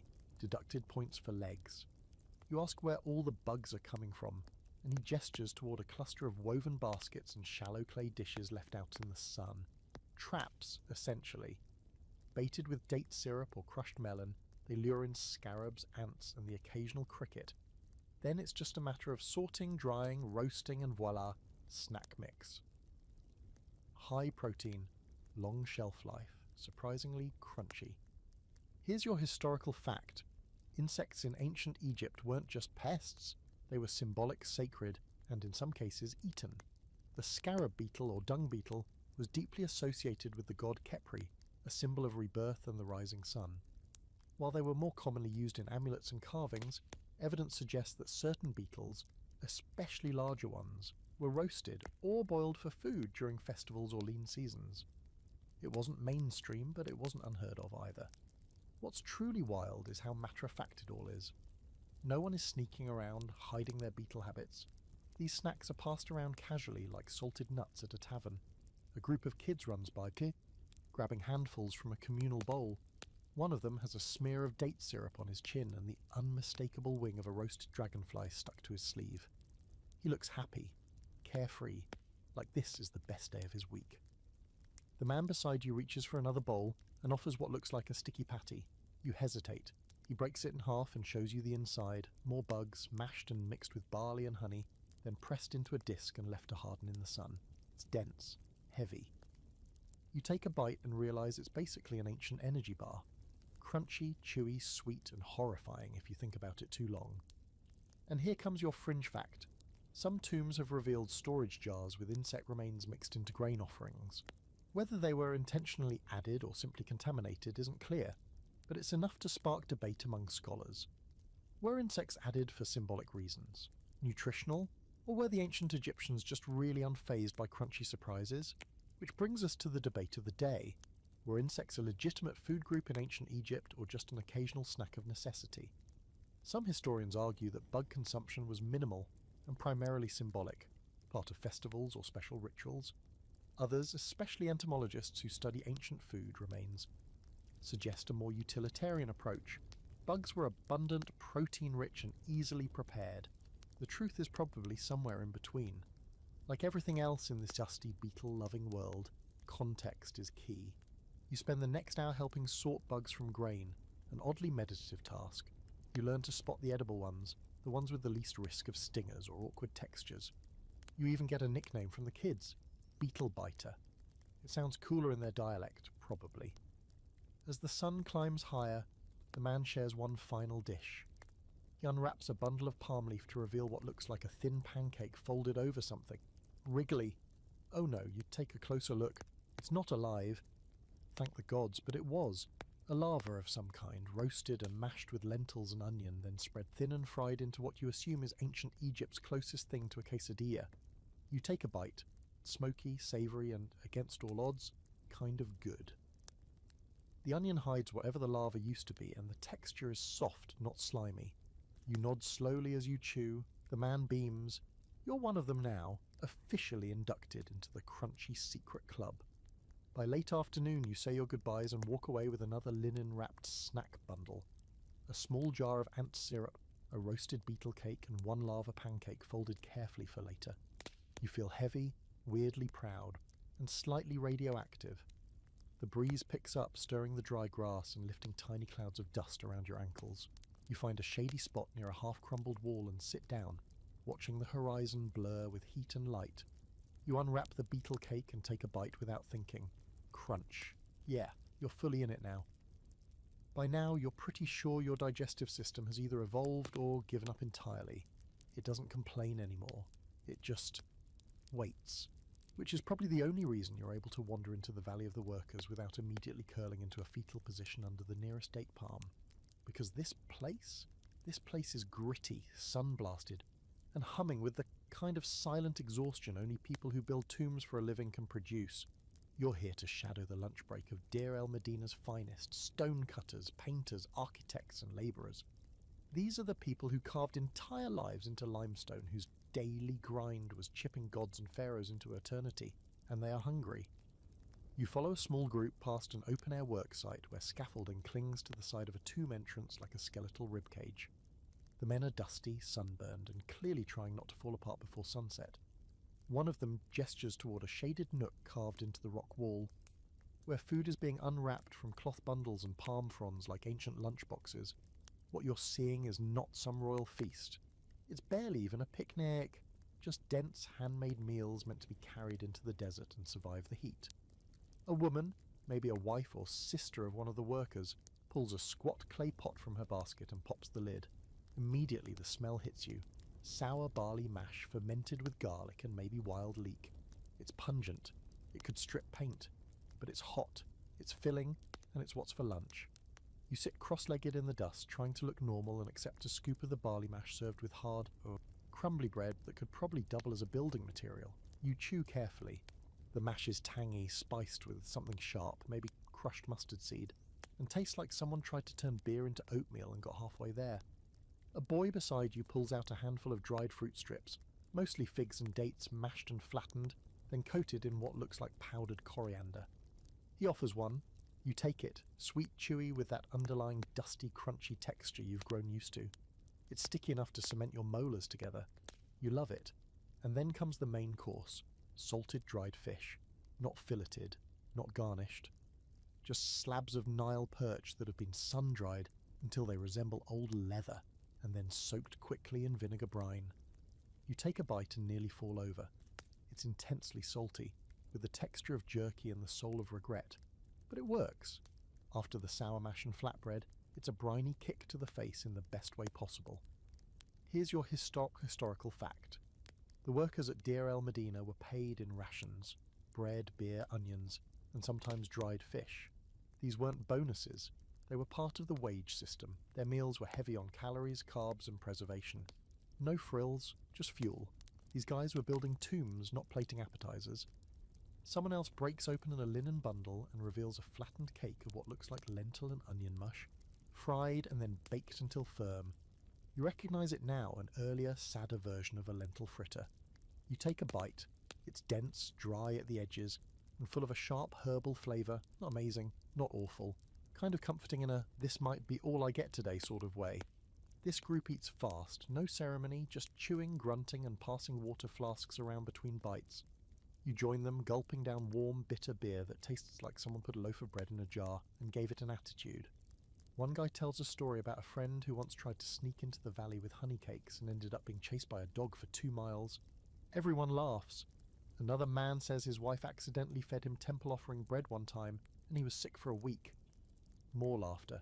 You just smile, chewing quietly on what you think might be fermented onion pudding. Not sure, not going to ask. Here comes your quirky fact. In some work camps, bread pudding was a thing, layers of leftover bread mashed together with fermented milk spiced with anything available, usually onion or garlic, and left to bake in a pot over coals. It was breakfast, lunch, dessert, and punishment all in one. You're eating a version of it now, and honestly, you get it. There's a strange comfort to it, like eating a mistake made with love. As the break winds down, someone pulls out a small clay dish with 3 beetles resting on a bed of crushed herbs. Yep, scarabs again. These ones are boiled, not fried, and served with tiny slices of pickled radish. You try one, it's soft, a little mushy. You immediately wish it were fried, but everyone else is eating them like it's no big deal, so you nod and pretend it's fine. Your soul quietly screams. Time for today's scholarly debate. Did workers eat differently than elites, or just worse versions of the same meals? Some archaeologists believe the working class had surprisingly decent diets. Heavy on bread and beer, sure, but also full of seasonal fruits, legumes, and even occasional meats. Others point to nutritional studies on mummified remains showing signs of severe wear from sand-filled bread, protein deficiency, and chronic dehydration. The truth is messy, just like this lunch. The workers begin to pack up, brushing crumbs off their tunics, tossing scraps to a waiting dog who's definitely eaten better than you today. One of them hands you a leftover lentil patty wrapped in linen and smirks, and for later, he says. You smile, tuck it into your satchel, and rise on stiff legs. The sun is still high, the stone walls shimmer in the heat, and the valley echoes with the clink of tools returning to motion. You walk away, belly full, pockets lined with questionable snacks, and more respect than ever for the people who carved eternity by hand and fueled it with fermented pudding and beetle tapas. You've now officially lost count of how many ancient snacks you've consumed, or what century your body thinks it's in, but today, things feel different. Not because your stomach has finally stopped revolting, it hasn't, or because you're getting used to pickled beetles, you're not, but because you're entering sacred ground, literally. You're walking through the sand-choked corridor of a tomb temple, the air noticeably cooler, thick with hamlets and incense. The walls are covered in painted scenes of feasts, celebrations, and gods reclining beside tables of food that seem far too elaborate for the desert. It's beautiful, surreal. And then you notice something oddly familiar. Bread, bowls of figs, what might even be a date-stuffed pastry, lovingly rendered in ancient paint. The offerings to the dead look a lot like yesterday's lunch. A temple priest appears from a side passage, eyes sunken, robes slightly dusty, and face set to eternally unimpressed. You try to explain your interest in the food, but he simply gestures for you to follow. So you do, down a winding passage deeper into the rock until you reach a low chamber filled with, well, snacks. Not fresh, obviously.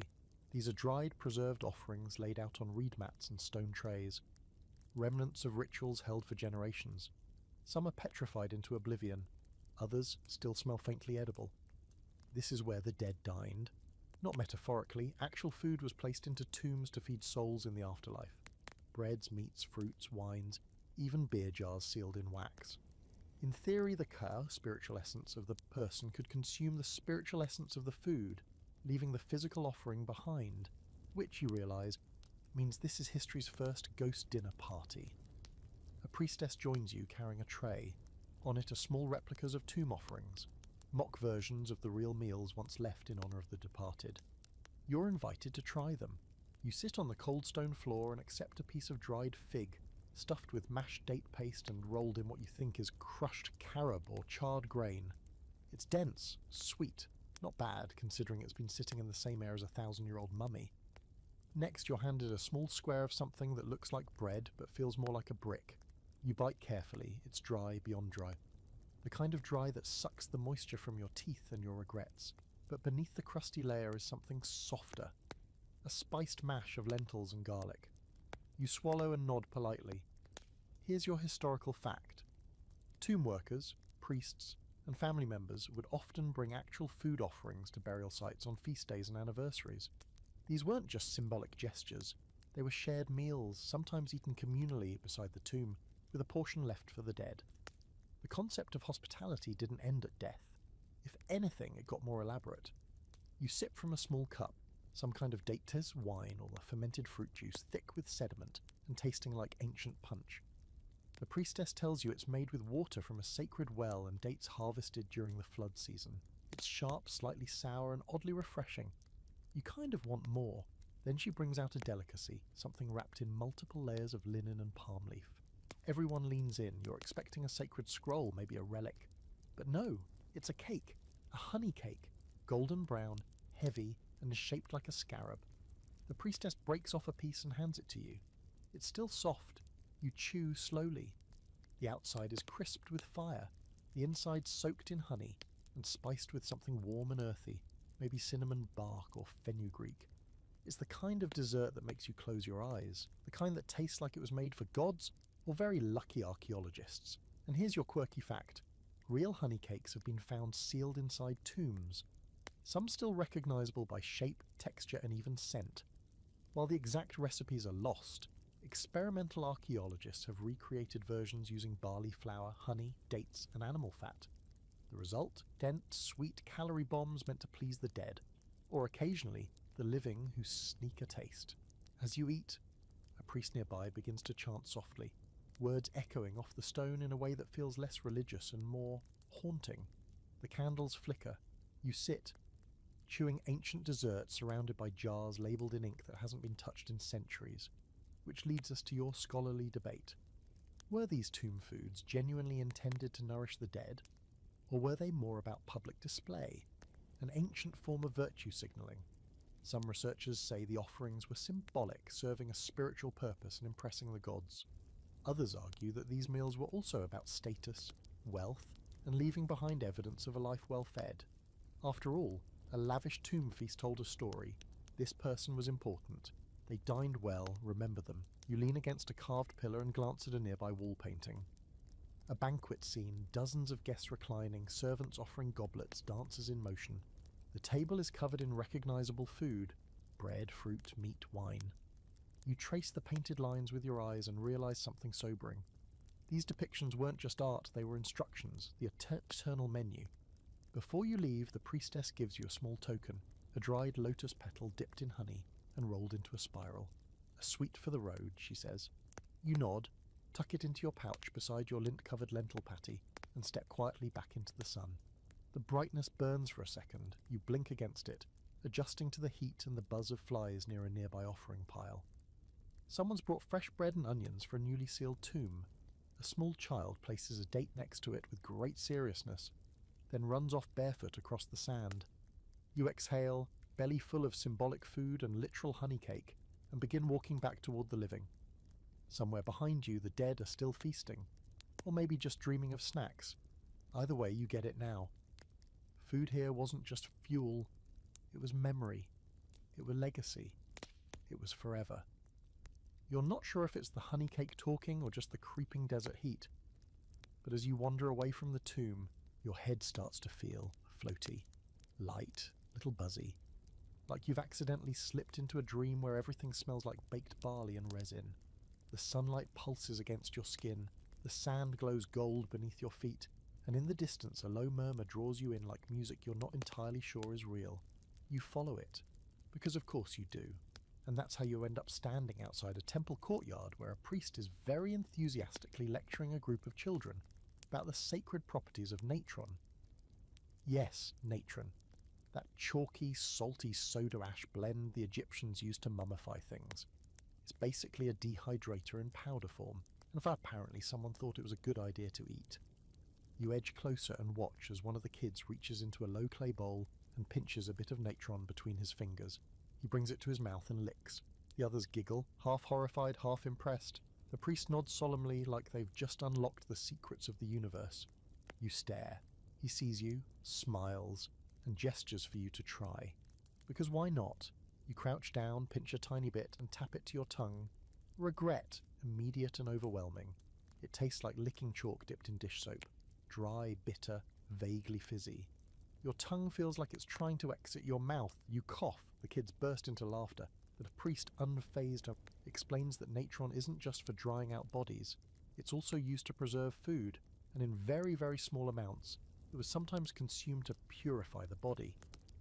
Whether that's a real belief or an ancient dare that got out of hand, you're not sure, but your mouth still feels like it's been sandblasted. And here's your historical fact. Natron was indeed used in food preparation. Mixed in small quantities, it helped ferment bread, preserve meat, and act as a mild leavening agent. It wasn't a seasoning exactly, but it had culinary roles beyond the whole mummification gig.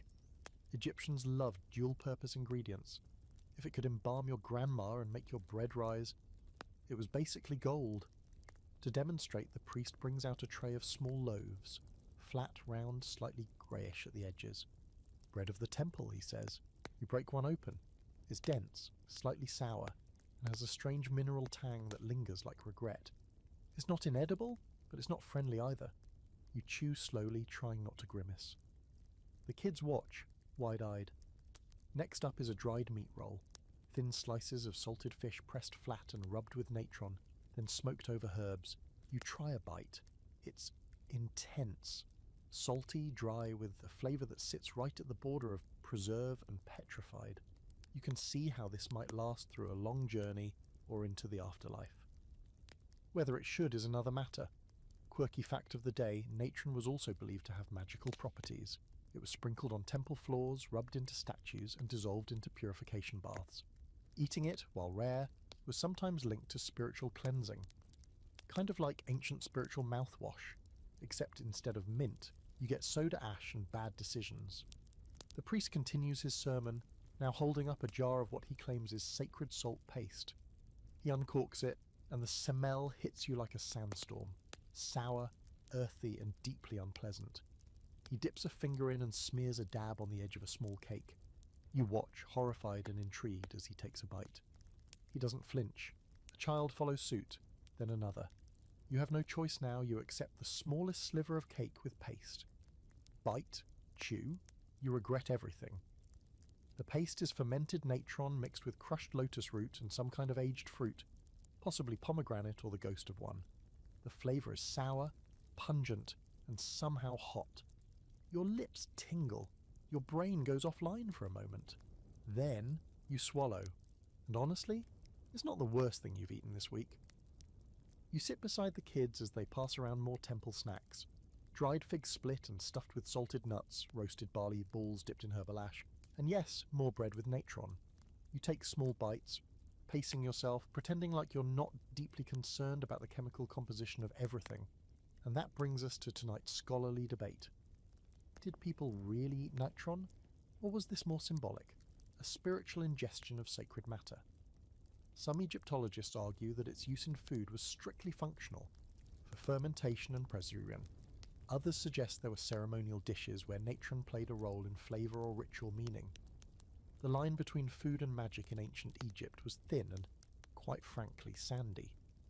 As the sun begins to dip behind the temple walls, the priest hands you a final offering, a small ball of dried fruit soaked in natron brine and rolled in crushed herbs. To keep your spirit clean, he says, you pop it in your mouth, chew, swallow. Your spirit might be clean, but your taste buds just filed a complaint. You thank him, bowing slightly, and leave the courtyard. The kids wave, some still chewing. One tries to toss natron at a goat. The goat wisely walks away. Outside, the sky is turning deep orange, the desert wind cooler now, brushing your face with a whisper of relief. You sit on a warm stone bench near a half-carved sphinx and unwrap the last of the bread in your satchel. Just barley, figs, and a hint of natron. Nothing fancy. You take a bite. The graininess, the sour edge, the faint crunch of sand, it's all normal now. Your new normal. And as the first stars begin to prick the sky, you lean back and wonder what other technically edible things the ancients might have tried. Spoiler, you're definitely going to find out. You're starting to get the hang of this. Wake up in a different part of ancient Egypt, stumble into a new food scenario, politely eat whatever strange thing is handed to you, and try not to offend any gods or trigger intestinal rebellion. It's a delicate balance, but today, as you wander into a small desert tavern tucked between a shrine and what looks like someone's goat pen, you realise you're entering uncharted territory. Not sacred, not royal, not funerary. This is snack time for the common crowd, labourers, traders, drunk uncles, and maybe one or two people who've had too many chickpeas. The tavern isn't what you'd expect. No polished wood, no menu, no tipsy bard in the corner. Just a shaded awning stretched across 4 crooked poles, a handful of clay benches, and a central fire pit surrounded by low tables cluttered with the bowls, flasks, and what appears to be a very suspicious amount of legumes. A woman waves you over, eyes sharp, arms dusted with flour and confidence. She slaps down a bowl in front of you. It's steaming. Brownish yellow, lumpy. Smells earthy. You take a cautious bite. Chickpeas, crushed, simmered with onion, coriander, garlic, and something bitter that might be wild fenugreek or just the mood of the place.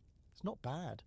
Thick, hearty, sticks to your ribs and probably your soul. You ask what it's called.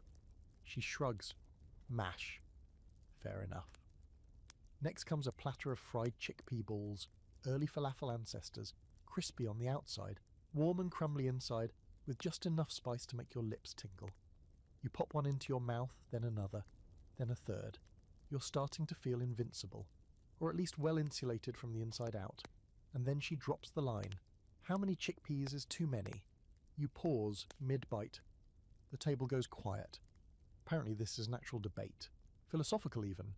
One man argues that 3 bowls a day keeps your strength up. Another says anything more than a handful turns your stomach into a sandstorm. A third, older man leans in and whispers, "They'll bloat your spirit if you're not careful." You chew slower after that. Here's your historical fact. Chickpeas were a staple in the ancient Egyptian diet. Boiled, mashed, fried, or roasted. High in protein and fibre, they were one of the few plant-based proteins widely available and affordable. Archaeological digs near workers' villages have turned up chickpea remains in cooking vessels, suggesting they were everyday fare, easy to grow, store and digest, well, usually. As more bowls arrive, the conversation picks up. There's laughter, loud opinions, and the occasional goat poking its head into the scene like it also wants to weigh in. Someone passes you a flatbread stuffed with mashed chickpeas and garlic, lightly fried in what smells like donkey fat. You eat it because you've made worse decisions today. Then comes a paste, pale yellow, creamy, sharp smelling. You dip your bread in and taste. It's chickpeas mashed with pickled turnip juice and something spicy that sneaks up on you like a cobra in flip-flops. You hiccup. Everyone laughs. Someone hands you a jug of water that absolutely turns out to be beer. You don't correct them. Now for the quirky fact. Some ancient sources suggest that chickpeas were believed to have warming properties, heating the blood, so to speak. Too many, they thought, could lead to imbalance, both physical and spiritual, which is ironic given how many you've consumed in the last 10 minutes. If your blood gets any hotter, you might burst into hieroglyphs. A woman at the next table breaks open a ball of chickpea dough stuffed with herbs and what appears to be a small roasted snail. She sees your face and shrugs. It's seasonal. You take a bite, because at this point, what's one more weird protein? It's chewy, salty, and a little smoky, not awful. You chase it with a sip of beer and tell yourself this is what bravery looks like. And now, our scholarly debate. Were these chickpea-based tavern snacks purely utilitarian, or did they represent a broader food culture among the working class? Some archaeologists argue that flavour and variety weren't exclusive to the elite. Spices and herbs were often traded and shared across class lines. Others believe tavern fare was mostly repetition, designed to fill the belly, not satisfy the palate. But as you sit here, surrounded by people arguing over chickpea texture and dipping technique, it's clear this isn't just food, it's the food, social glue, flavour debate pride. As the sun lowers in the sky, the tavern shifts into something more relaxed. A man starts plucking at a simple stringed instrument. Someone claps rhythmically. A child drops a bowl and immediately blames the goat. You lean back on your elbows, full to the brink with pulses and stories. The tavern woman returns with one last treat. Chickpeas, roasted until nearly black, then candied with a thin glaze of date syrup and vinegar. She calls them crackle peas. You pop one into your mouth. It explodes between your teeth like a burnt candy-coated nut. Sweet, smoky, shockingly addictive. You pocket a few for later like the ancient snack hoarder you've become. The evening breeze rustles the cloth above you. Someone passes a jug your way, and you pretend not to notice the sediment at the bottom. The conversations around you rise and fall like the Nile's rhythm. For a moment, you're not a time traveller or an outsider. you're just someone who's eaten too many chickpeas and is now contemplating your life. You say your goodbyes, nodding thanks, slipping a few more fried patties into your tunic because, let's be honest, you've gone full tourist. As you walk away under a sky turning violet, your belly gurgles ominously. Not from food poisoning, no, this is philosophical, existential. Chickpea induced. You ask yourself the question again. How many chickpeas is too many? You still don't know, but you're pretty sure you've passed the limit. You're not entirely sure how long you've been walking. Time moves differently when your body is approximately 70% chickpea. The desert air is cooler now, the kind of evening breeze that feels like it's whispering old secrets, or maybe just mocking your lunch choices.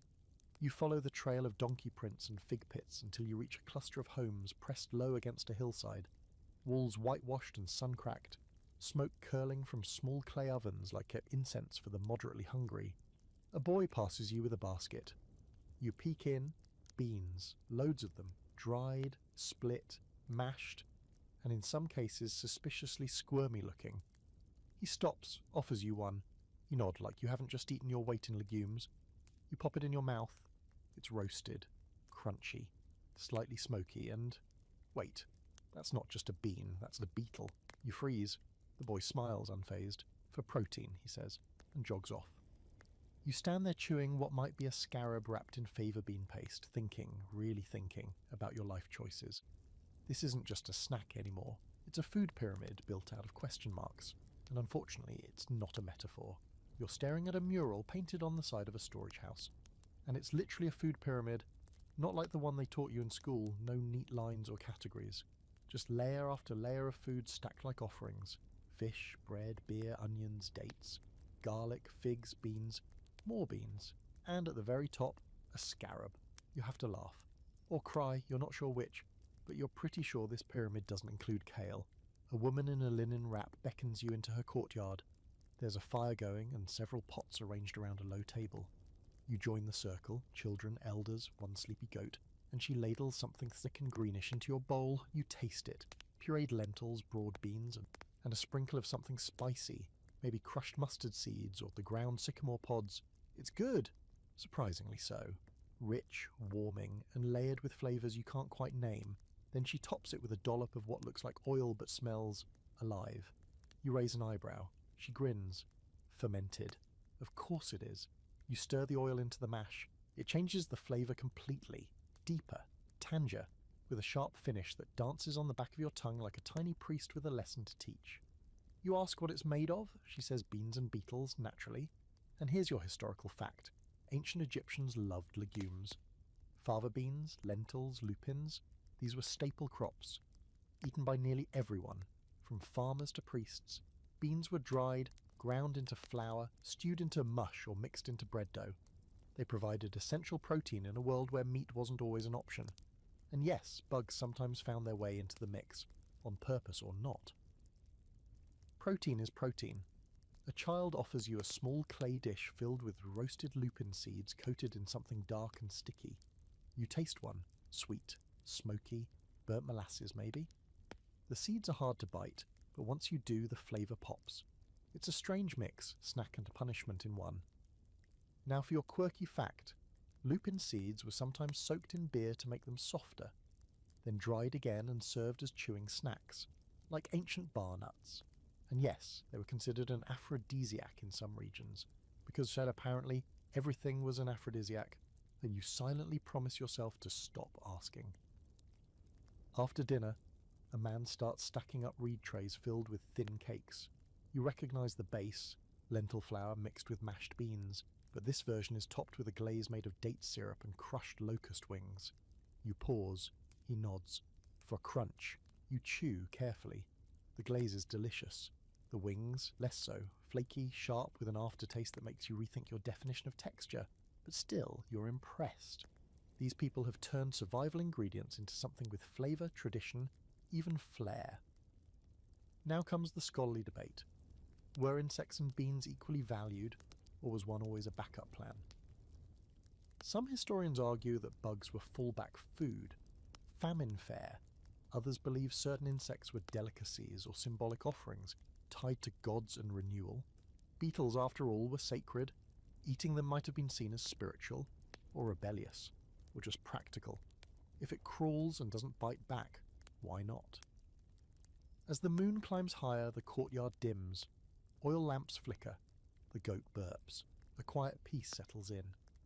You're handed a final snack, a triangular pastry filled with mashed lentils, garlic, and chopped beetles wrapped in crisp barley dough and fried in what smells like sheep fat. You take a bite. It's crunchy, savoury, and honestly delicious. Either your taste buds have completely adjusted, or this is actually ancient fusion cuisine at its finest. Someone plays a flute. A child falls asleep curled against the goat. The fire dies down to glowing embers.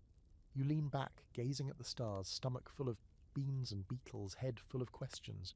You think about the mural, the food pyramid, and realise how differently the ancients saw balance. They didn't obsess over carbs or fats. They thought about heat and coolness, dryness and wetness, the spiritual weight of a snack, the blessing in a bowl of lentils. You reach into your satchel, pull out a leftover roasted chickpea from yesterday, and pop it in your mouth. Crunch. Still good, still sacred in its own weird way. The next morning begins with a rhythmic thumping, soft but steady, like a heartbeat made of wood. You follow the sound past a field of half-harvested flax, through a stone archway smudged with soot, and into the courtyard of what appears to be a temple school. Not the kind that teaches geometry and poetry. This one teaches chewing. A circle of young novices sit cross-legged around a large flat stone. In the centre, a priest is grinding something with a long wooden pestle, muttering chants between strokes. The air smells sweet, floral, and faintly herbal. You take a cautious step closer. The stone is smeared with a dark, sticky paste the colour of overripe figs. You catch hints of lotus flower, dates, honey, and somehow wine. You sit quietly at the edge of the group. No one questions you. They're too focused. Every few moments the priest pinches a bit of the paste and rolls it into a ball, setting it on a tray to dry. The balls are bite-sized, dusted with powdered coriander, and almost too perfect to eat. Almost. The priest finally notices you, and without a word, tosses one in your direction. You catch it. You chew. It's chewy, dense, like taffy made from raisins and incense. There's a delicate bitterness under the honey, like dried herbs steeped in sun. Your tongue goes a little numb, your brain a little floaty. You blink slowly.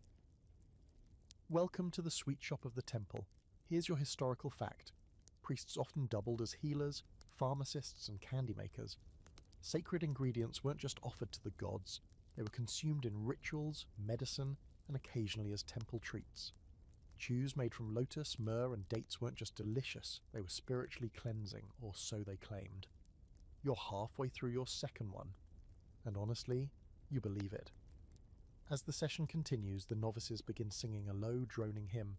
Between verses, they pass around bowls of ingredients, crushed blue lotus petals, soaked tamarind, powdered frankincense.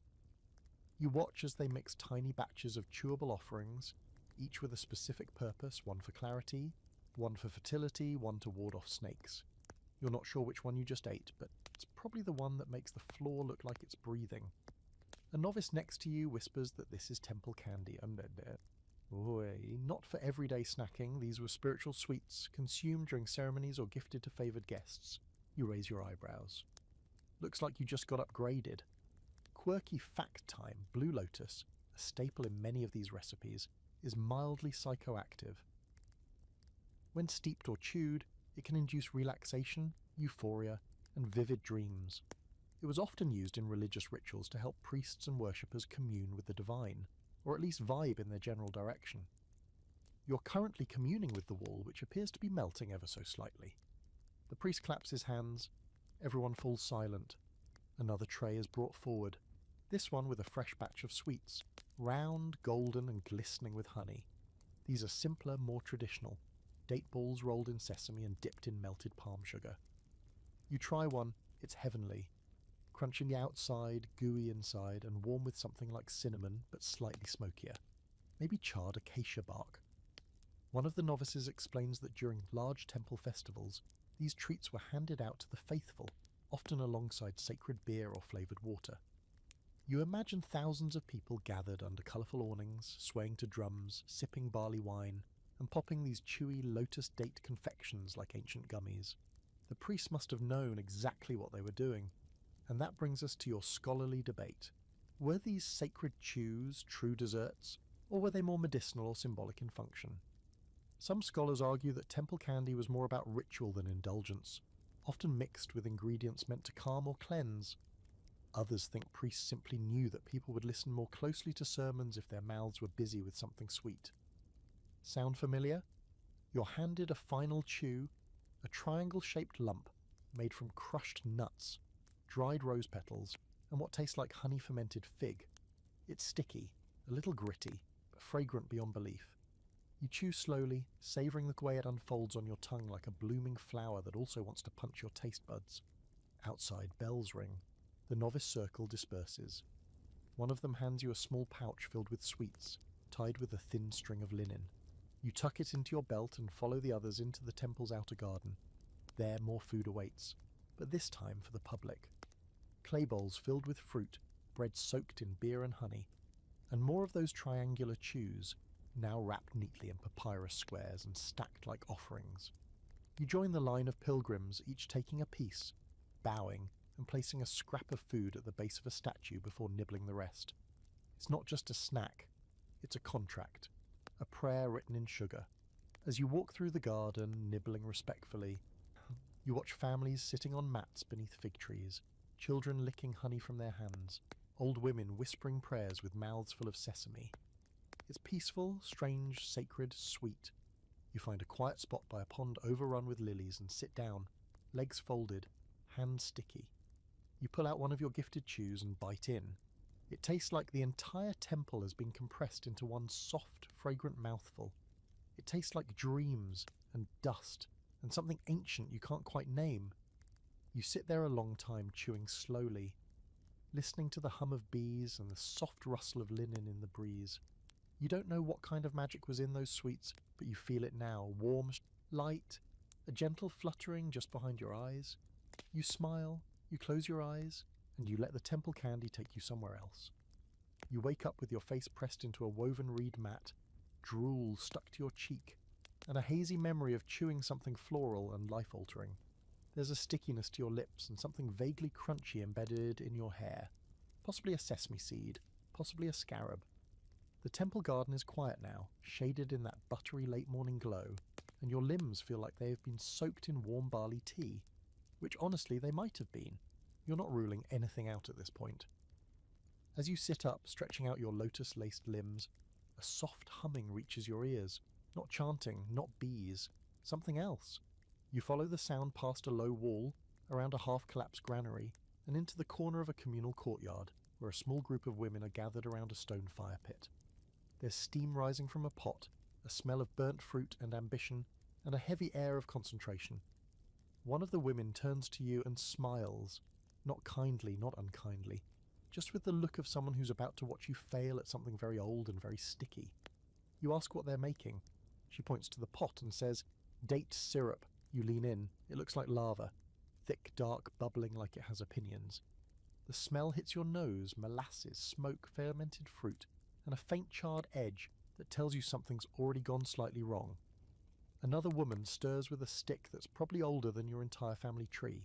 She gestures for you to try. You grasp the stick and give it a slow swirl.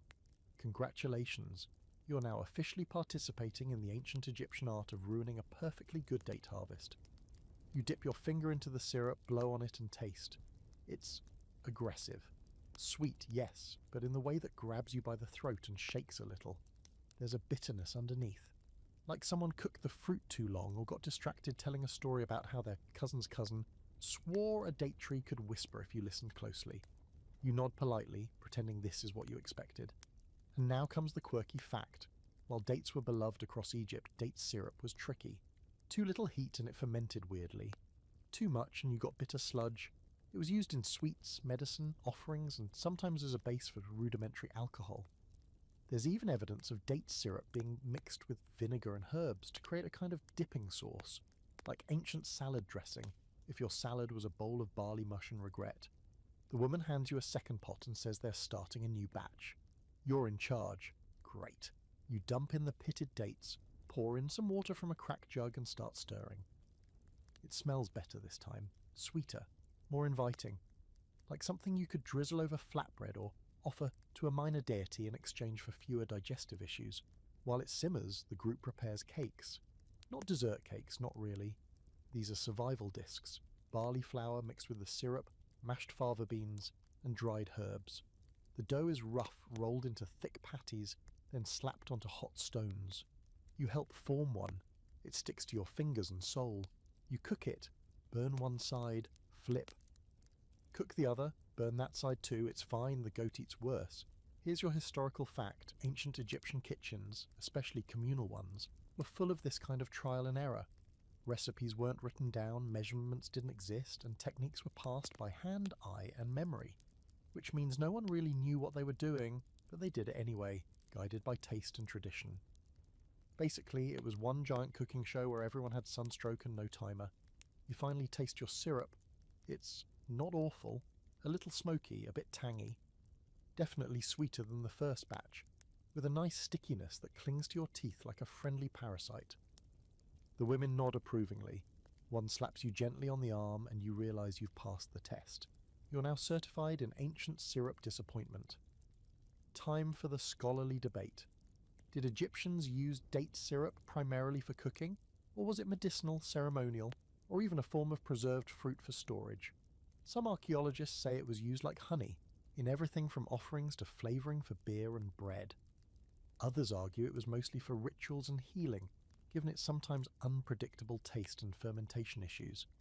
There's even speculation that date syrup was used as a preservative for dried meat and fish, though no one seems eager to try that recipe today. As the cakes cool, the women offer you one with your syrup drizzled on top. You bite in. The outside is firm, the inside is hot and surprisingly chewy. The syrup helps. The herbs add complexity. For something cobbled together from leftovers and trial runs, it tastes ancient, like layers of thyme, dust, fire and figs rolled into a snack. A child runs by holding a dripping piece of syrup cake like it's a trophy. Another woman smears some on flatbread and sprinkles crushed carob over it. You try that version too. It's like a proto-chocolate tart made by someone who once read about sugar in a dream. Then comes the disaster. One of the syrup pots boils over. Instantly, the fire hisses and the courtyard fills with smoke and chaos. A woman screams. Someone drops a cake. The goat panics and knocks over a water jug. You grab a bundle of palm leaves and start fanning, coughing through the haze as molten date lava bubbles into the fire pit. Eventually the chaos settles. A few cakes are ruined. The pot is scorched, but no one seems angry. It's just another day, another batch, another attempt. Syrup can always be made again. You help clean up, patting flour from your tunic, smearing your face with more date than dignity. Before you leave, they hand you a small sealed jar, a souvenir of your syrup disaster. You tuck it into your satchel with the rest of your slowly growing collection of ancient Egyptian "why did I eat that" artifacts. You walk away sticky, dusty, and weirdly proud. You didn't just eat history today, you helped make it. Badly, yes, but still. As the sun sets behind the hills and the air cools to something almost kind, and you lick a bit of date syrup from your thumb and smile, you've tasted time and burned it slightly. Evening arrives with a gentle hush, the kind that wraps itself around your shoulders like a soft blanket woven from Nile breeze and wood smoke. You're full, still faintly sticky from the date syrup incident, and your satchel now smells like burnt sugar and failure. But as you follow a trail of flickering oil lamps toward a nearby tomb site, something strange happens. The walls around you come alive. Not in a mystical horror movie way, more like very elaborate fan art. Painted scenes cover every surface: banquets, harvests, music, wine, dancing and food. So much food. Loaves stacked in pyramids, fruits spilling from bowls, roasted ducks, tall jugs of beer frothing over, and plates that look suspiciously like yesterday's chickpea nightmares. This isn't just decoration. This is a menu. And it's huge. You step closer. The paint is faded in places, chipped in others, but the detail is still there. Every swirl of honey, every slice of fish, every careful fold of dough baked into the symbolic shapes. Circles for the sun, triangles for rebirth, spirals for eternity. It's not just food, it's conceptual food. You're inside an edible philosophy. And then something incredible happens. The figures on the wall, at first frozen mid-bite, move. Their hands begin to stir pots. Heads tilt. A musician plucks a string. You blink once, hard, twice, no change. Either the date syrup had some fermented side effects, or you've stepped straight into a painted dream. You're no longer just looking at a feast, you're in it. You blink again and the air shifts. The torchlight is brighter. The sound of flutes rises. People dressed in linen, gold, and coal line long low tables piled with food. Someone grabs your arm, gently, and pulls you into a seat beside a laughing scribe and a woman with a falcon tattooed on her shoulder. They welcome you like you belong here. A bowl appears in front of you. Flatbread, warm, steam, curling off the surface. You tear a piece, dip it into a thick stew of lentils and garlic, and take a bite. You moan softly. The texture is perfect. The lentils are soft but not mushy. The garlic bold without bullying. And there's a swirl of something nutty, maybe crushed tiger nut or roasted sesame. Then comes a cup of wine, real wine. Not that soupy beer slurry from the workers' villages, but something red, dry, and slightly astringent. Your teeth instantly feel fancier. Here's your historical fact. In elite households, especially those of the nobility and higher officials, wine was a staple at formal banquets.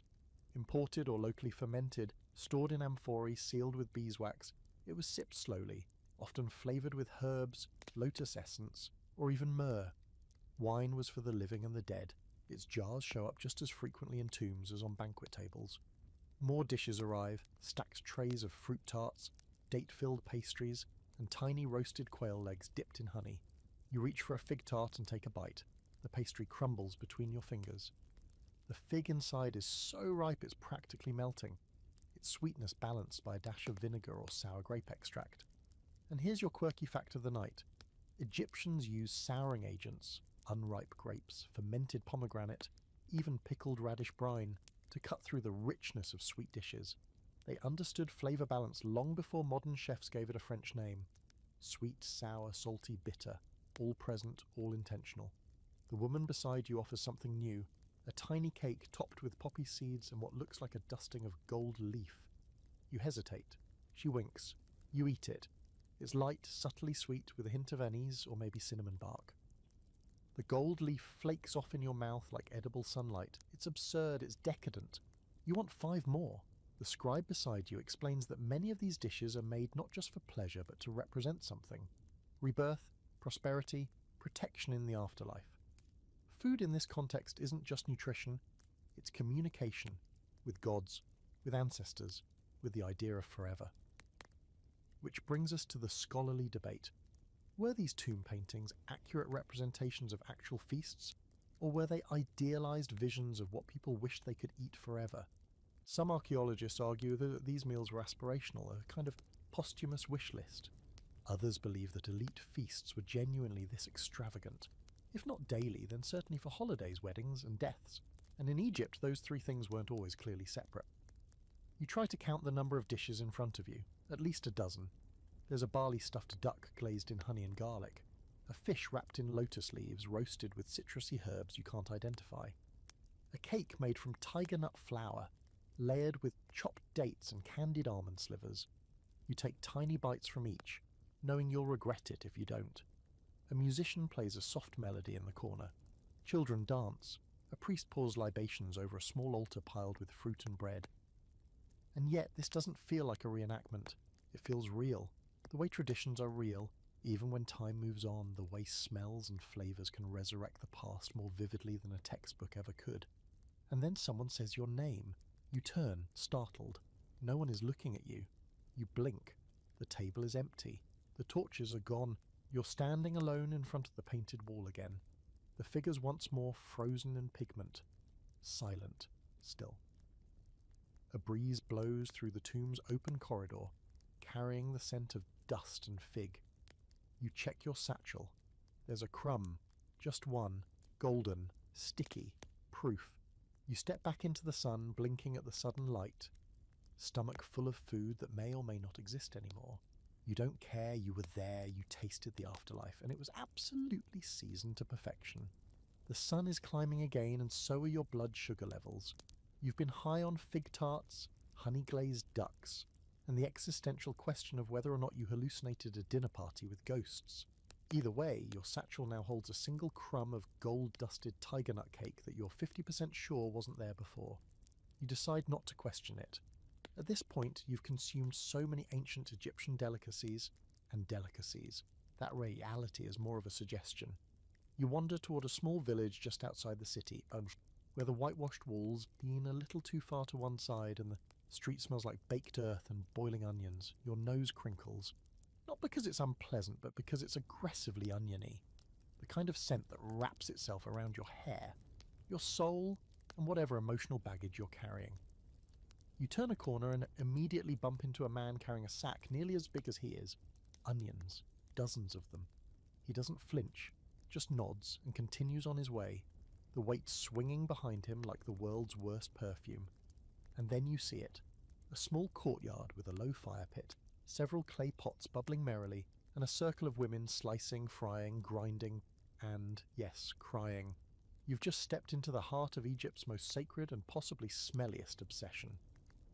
Welcome to the Onion Zone. You're waved in by an older woman with eyes like obsidian and a knife in each hand. She hands you a bulb. You nod like you understand what's happening. You don't, but you start peeling anyway, and within moments your eyes water. Not a gentle trickle, this is full-on weeping. Your face is leaking, your nose is tingling, and your fingers now smell like vengeance. Strong ones, she says, smiling. Best for trade, best for the gods. You nod through your tears and keep peeling. Here's your historical fact. Onions were a cornerstone of the Egyptian diet. Not just food, but currency, medicine, offering. Workers were sometimes paid in onions, priests offered them to deities, mummies were buried with them. There's even evidence that onions were placed in the eye sockets of the deceased during burial rites. You'd think it was symbolic. It probably was. But still, onions. That's commitment. Your peeled onion goes into a pot already simmering with vinegar, garlic, coriander, and something sweet. Maybe date syrup or pomegranate molasses. The scent is divine, and also slightly threatening. You're handed a flatbread topped with this mixture and told to eat. You bite. Instant flavour explosion. It's sharp, sweet, sour, spicy all at once. Your mouth doesn't know which direction to run, so it just stays open and chews in awe. This is not the sad chopped onions on a burger. This is something ancient, sacred, and deeply addictive. Next up is a thick stew, onions sliced and slow cooked with lentils, olive oil, and crushed dried fish. You flinch at the last ingredient, but the woman insists. You try it. It's rich, creamy, and has that comforting back of the throat warmth that says, you're probably getting enough nutrients today for once. Then comes the grilled onions, charred over open flame, sprinkled with dried mint and a pinch of salt. You're handed one on a stick. You chew through layers of salt smoky sweetness, almost like roasted marshmallows that hate you. Here's your quirky fact. Onions were considered a symbol of eternity. Their layers were thought to represent the infinite. Circle within circle, flavour within flavour, life within death. This is why they were so closely associated with rituals, tombs, and the afterlife. Even pharaohs didn't get buried without them. Imagine being so revered that your final request is, just make sure I go out with some caramelized rings, okay? As you're eating, a heated debate breaks out among the women. One claims red onions are superior, another insists the white variety has more bite, a third rolls her eyes and says the real trick is pickling. You just nod and chew and try not to pick sides. Which brings us to your scholarly debate of the day. Were onions considered peasant food, elite fare, or both? Archaeological evidence shows onions were consumed at all levels of society, but the way they were prepared varied. Commoners ate them raw or boiled. The wealthy got stews, sauces, and the occasional exotic preparation involving honey, nuts, and vinegar reduction. Historians argue that onion recipes reflect a broader cultural truth. Everyone eats them, but the how reveals your place in the world. A girl nearby offers you a bundle of roasted onion bulbs wrapped in palm leaves, tied with a string made from flax fibre. Inside are whole onions stuffed with mashed barley, garlic, and chopped dates. You bite in. It's soft, a little spicy, and entirely too satisfying. You could eat 6, you eat 2, then 3. Someone starts singing, a slow winding song about harvests and rivers and something that might be about love, but could also just be about really excellent produce. It's hard to tell. The sun dips lower. Someone hands you a clay jug of beer. You sip. It pairs weirdly well with the onions. Of course it does. You sit back, belly full, eyes no longer burning, and exhale. There's something timeless about this courtyard. The smell, the laughter, the way everyone leans in when tasting someone else's dish. It's ancient, but it's also now, and here, and completely unapologetically onion-forward. Before you leave, they give you a gift. A linen-wrapped pouch of dried onion chips coated in salt and date sugar. You nibble one on the road, sweet, savoury, crisp, probably the world's first and most aggressively flavoured snack chip. You keep walking, the scent of onions now permanently embedded in your skin, your bag, and probably your soul. Somewhere in the distance a breeze shifts. Even it smells like onions. You spend the next several hours trying to walk off the onion hangover. The scent trails behind you like a curse. Every time the wind shifts, your own clothes betray you. You pass a group of temple guards, and one of them sniffs, narrows his eyes, and mutters something that sounds suspiciously like, "Somebody's been at the stew pot." You don't respond. You just keep walking, head high, breath hot enough to clear a room. Eventually, you find yourself following a canal out toward a farming compound. The land flattens, and suddenly you're surrounded by mud brick houses, thatched storage sheds, and fields that stretch out toward the horizon in a patchwork of greens and golds. There's a different kind of rhythm here, slower, steadier, less market chaos, more fieldwork fatigue, and it smells different. At first, you can't place it. Something earthy, a little sweet, a little wrong. You pass a few labourers unloading grain sacks, a woman stirring something in a wide ceramic basin, and then it hits you. Not the smell, a literal crunch. You step in it. Something small and dry. You look down and freeze. It's a pile of bugs, not live ones, roasted, toasted, seasoned. You back up cautiously as the woman looks up from her bowl. "Want some?" she asks cheerfully. She scoops a handful from a shallow basket and extends it toward you like an offering. It's a mix. You blink. Grasshoppers, crickets, beetle legs, something that looks like a tiny frog. You hesitate naturally. She chuckles and plucks one from the pile. Crunch. Gone. "This one's got sesame," she says, as if that makes it better. You sit down on a flat stone near the fire, suddenly aware that your entire life has been building to this moment. The granola of nightmares. She hands you a palm leaf cone filled with the roasted mix. You examine it. A cricket dusted in ground coriander. A beetle with a sheen of date syrup. And, yep, a dried frog leg coated in crushed flaxseed. You pick the cricket. You eat it. It's not terrible. Crunchy, nutty, a little dry, with an aftertaste that reminds you of roasted pumpkin seeds that spent too much time near a campfire. The woman nods approvingly. "Protein," she says, "much easier than goats. And here's your historical fact. Insect consumption wasn't just a famine response in ancient Egypt. It was normal in some regions. Grasshoppers and locusts, in particular, were caught during swarming seasons, roasted or sun-dried, and stored for later. High protein, low effort. Some records even suggest they were traded regionally. And while we're at it, yes, frogs too. Small frogs dried whole were considered a delicacy in certain Nile Delta communities. You chew slowly, suddenly unsure about your recent dinner guests. The woman shows you how the mix is made. First, the bugs are trapped, some in woven baskets, others in sticky date resin traps set near irrigation ditches. Then they're rinsed, thank Ra, dried on reed mats, roasted in clay pans and seasoned. She adds sesame, ground lentils, salt, and a pinch of something floral, lotus powder maybe. Some are sweetened, some spiced. It's basically ancient Chex Mix with the added thrill of legs. Time for your quirky fact.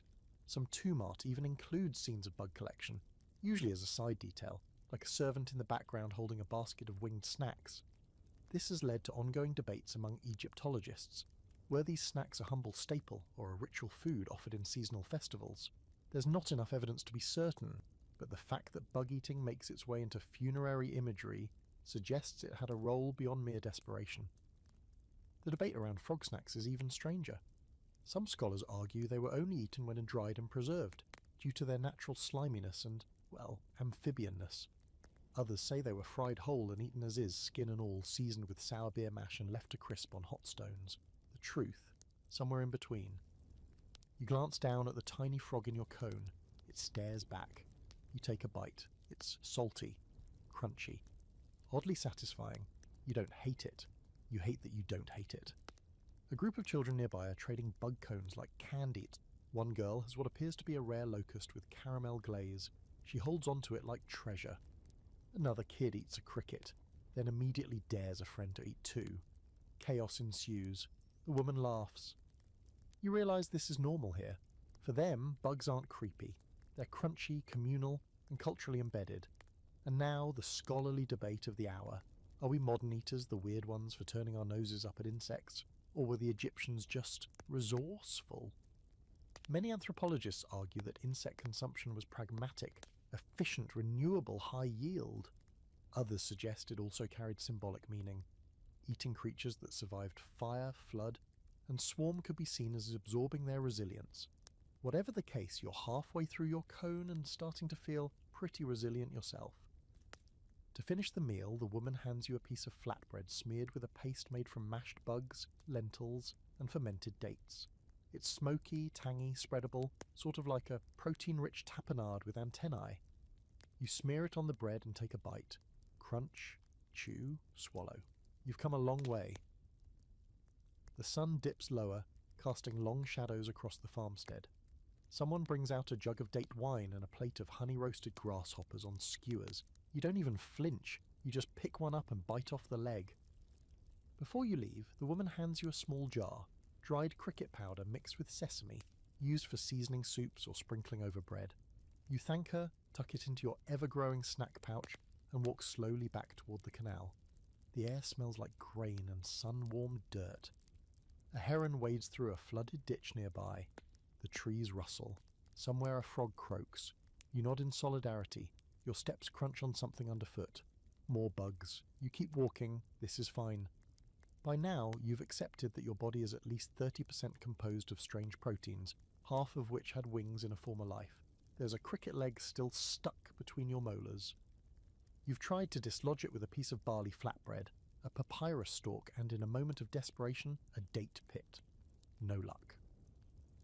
You've resigned yourself to the fact that this is just your life now, a life in which the phrase, "Did I just eat another exoskeleton?" is no longer a cause for alarm. You're trudging along the banks of a small canal, the water slow and green, when a group of teenagers runs past you with baskets slung over their backs. One of them yells something about nutcakes, which sounds both promising and ominous. You follow. The trail leads to a grove of low, twisted trees with broad leaves and odd, bulbous fruit hanging like ornaments. A man crouches nearby with a stone mallet cracking open the hard shells of what look like nuts, tubers, plant-based mysteries. The teens surround him, holding out clay bowls. As you approach, one of them shoves a piece of something sticky into your hand. You look down. It's brown, lumpy, dusted in something pale, maybe flour, maybe ground seeds. It smells sweet, but in a dense, almost dusty way, like someone tried to make candy in a pottery kiln. You take a bite. It's chewy, sticky, a little gritty, but strangely satisfying. The flavour is nutty with a hint of caramel and something floral underneath, maybe lotus or fenugreek. It's the kind of snack that doesn't wow you at first, but slowly builds its case. You finish it without even realising. The man chuckles. "Tiger nut," he says, holding up one of the hard little roots he's been smashing open. "Very good for digestion, very bad for teeth."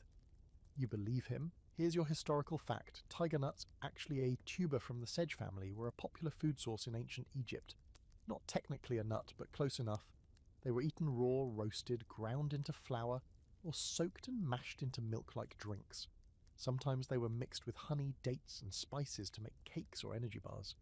Think of them as ancient protein balls, except made with more effort and fewer Instagram hashtags. The man invites you to help with the prep. You sit beside him and try your hand at cracking the tubers. It's harder than it looks. Your first one shatters into useless dust, the second one rolls away. The third cracks just right. You feel victorious. No one notices. The women nearby are mixing ingredients for more cakes. Mashed tiger nuts, honey, dates, and what looks like ground lupin beans. The mixture is thick, sticky, and smells like the inside of an herbalist's dream. You dip your finger in, sweet, gritty, slightly spicy. You'd buy this at a health food store if you saw it on a shelf next to overpriced almond butter and bags of sadness labelled Superfood Crunch. Quirky fact, in addition to being food, tiger nuts were believed to have aphrodisiac properties and were sometimes used in love potions. They also show up in some medical texts as cures for flatulence, fevers, and various women's ailments. That's a lot of responsibility for a tuber. One of the teens hands you a cooled cake wrapped in a fig leaf. You unwrap it and bite in. This version is softer, more refined. The honey is caramelized and the addition of crushed dates makes it sticky and rich. There's also a hint of cinnamon bark. You feel momentarily luxurious. If royalty had snacked on health bars, this would have been it. Time for today's scholarly debate. How much of the ancient Egyptian diet was focused on convenience foods? Portable, non-perishable snacks designed to travel well and energize workers on the go. Some scholars argue that cakes like these weren't just treats, they were fuel. Soldiers carried them, builders ate them during long shifts, farmers stored them through lean seasons. Others suggest that some were reserved for rituals or offerings, especially when spiced or wrapped symbolically. Either way, these nutcakes were the granola bars of the Nile. You're given a small pouch made from folded papyrus and filled with tiger nut flour. It smells faintly nutty, almost sweet. One woman explains that it can be mixed with water to make a milk-like drink. She pours you some from a tall jar. It's thick, chalky, but pleasant. Slightly sweet, slightly earthy. You nod appreciatively while secretly wondering if this is going to cause another round of digestive surprises later. The afternoon sun creeps lower, and the kids begin roasting another batch of the tiger nuts over a flat stone. The scent is smoky, almost coffee-like. One of them crushes the roasted tubers into powder and mixes it with honey and dried fig. This batch is more like candy. Dense, sticky and energy-packed. You take a bite and feel your teeth sink in with a satisfying pull. It's a little bit dessert, a little bit construction adhesive, and it's working. They offer you a final taste, a tiny ball dusted in ground coriander, with a single sesame seed pressed on top like a garnish. It's symbolic, the woman says. One seed for strength, one bite for memory. You chew slowly, letting the flavours settle. This is a food made for walking, for building, for sweating under the Egyptian sun while balancing baskets and dreams and possibly several onion bulbs. You help clean up the stone slabs, your hands coated in flour and honey, and some unknown plant resin that refuses to leave. You're handed one last cake for the road and a thin reed necklace strung with dried tiger nuts. For luck, someone says. You wear it anyway. As you walk back toward the canal, chewing thoughtfully on the leftover cake, you realise something. This isn't just about hunger. It's about endurance. These snacks weren't meant to dazzle. They weren't about prestige or indulgence. They were about staying upright, getting through the day, building pyramids with sore hands and empty stomachs and just enough sweetness to keep moving. You take another bite, and you keep moving. You wake up to the sound of pounding grain, which is not so much an alarm clock as it is a rhythmic thump that reminds you how heavy food used to be, literally. You've found a new place to crash for the night, a low, cool grain storage room near the edge of a granary complex. There's a mat, there's shade. There are also about 5 million insects, and a cat that may or may not be judging you. Outside, the pounding continues. You follow the noise to its source. A wide-open courtyard where half a dozen women are working large mortars and pestles in perfect, almost hypnotic sync. Barley and emmer wheat, the two most fundamental grains in the Egyptian diet, are being pounded into submission beneath their practiced hands. Dust rises with every thud, catching in the morning light and turning the air golden. You sit and watch for a while. Eventually, someone notices you and hands you a bowl. Not food, just raw barley. You get the message. It's your turn to work. You grab a wooden pestle, twice the size of your forearm and twice as heavy, and start pounding. Your first few strikes bounce like a child hitting a drum. The woman beside you doesn't say anything, but you can feel her judgment radiating across the mortar. You adjust your grip. You focus. You hit again. This time the grain cracks. A nod. You're improving. Here's your historical fact. Ancient Egyptians didn't just eat grain, they lived by it. Barley and emmer were staples used for bread, porridge, beer, and even as currency. Grain was stored, rationed, paid as wages. Temples and granaries functioned like banks with records meticulously kept on papyrus. If you controlled grain, you controlled life itself, which makes this moment, your sweaty, awkward barley pounding session, kind of important. Eventually, the ground grain is passed to another group who sift it with woven baskets. The fine flour falls into shallow trays while the larger husks are set aside. You're handed a bowl of the coarse stuff and told to mix it with water and date syrup. You kneel beside the fire pit where flat stones are heating under coals. The woman next to you shows you how to shape the dough. Flat, round, pressed gently with fingers and smoothed along the edges like tiny sun discs. She lays one onto the stone. It sizzles slightly. You lay yours next to hers. It sticks. You panic and try to lift it. You tear it in half. You are not a baker. Yet. Quirky fact time. Egyptian bread came in hundreds of shapes and sizes. Cones, spirals, domes, fish-shaped loaves, and even miniature bread figurines. Some were decorative, some ritualistic, and some were just there to hold more beer. The bread you're making now is basic. Worker bread. Dense, chewy, and designed to fuel a full day in the fields or on the temple construction line. Think of it as the ancient power bar minus the wrapper and marketing. Your second try goes better. You let it sit. You resist the urge to poke. When you flip it, the bottom is golden and crisp. You've made bread, sort of. While the loaves cook, you're handed a cup of something cold. You drink. It's sweet, tangy, and a little gritty. It takes you a second to place it. Fermented barley water. Not quite beer, but not beer either. The perfect midday hydration/calorie boost. You wipe your mouth and nod in approval. No one cares. As the bread cools, the group gathers around a communal bowl filled with lentil stew. It's thick, almost a paste spiced with garlic, onions, and crushed coriander. You scoop some with your bread and eat. The crunch of the outer crust gives way to soft, grainy warmth. It's not gourmet, but it's real, honest, and kind of addictive. Then someone offers you the good stuff, a rare treat saved for festivals or guests. It's a dense bread cake made with the same flour but enriched with honey, tiger nut and chopped dates, then baked in a clay pot and sprinkled with toasted seeds. You take a bite and immediately forget every time you mocked historical food as primitive. This is divine, sweet, nutty, just a little smoky from the fire. It tastes like celebration. Which brings us to the scholarly debate of the hour. Was all Egyptian bread coarse and utilitarian, or did more refined versions exist outside of elite households? Traditional assumptions painted ancient bread as gritty, loaded with sand and bits of stone from the grinding process. But recent experimental archaeology has shown that even lower-class households knew how to sift, soak, and season their bread to make it more palatable. The presence of fruit, seeds, and sweeteners in some samples suggests that variation in bread quality was more widespread than we thought. You try another slice of the date cake. It's still warm in the centre. A woman breaks off a piece and wraps it in a bit of linen for you. For the road, she says. You bow in thanks. You'd die for this woman now. Probably have already. The sun is higher and the pounding has slowed. Someone passes a bowl of fermented grain mash, still warm, slightly sour, meant to be stirred into beer vats. You try a spoonful. It's like a tangy oatmeal with aspirations of becoming soup. You wouldn't eat a full bowl, but you respect it. As you rise to leave, they hand you a bundle of flatbreads, charred at the edges, still warm. Share them, someone says. You nod. You will. Maybe. You walk back toward the river, the smell of fire-baked grain clinging to your tunic. Your arms filled with bread, your heart strangely full. Grain wasn't just survival here, it was identity, community, ceremony, life. And now, it's also your backpack. By now, you've chewed your way through more history than any textbook could offer. You've tasted bugs, burned your tongue on fermented lentil paste, cried over onions, and bonded with strangers over flatbread that could probably survive a sandstorm.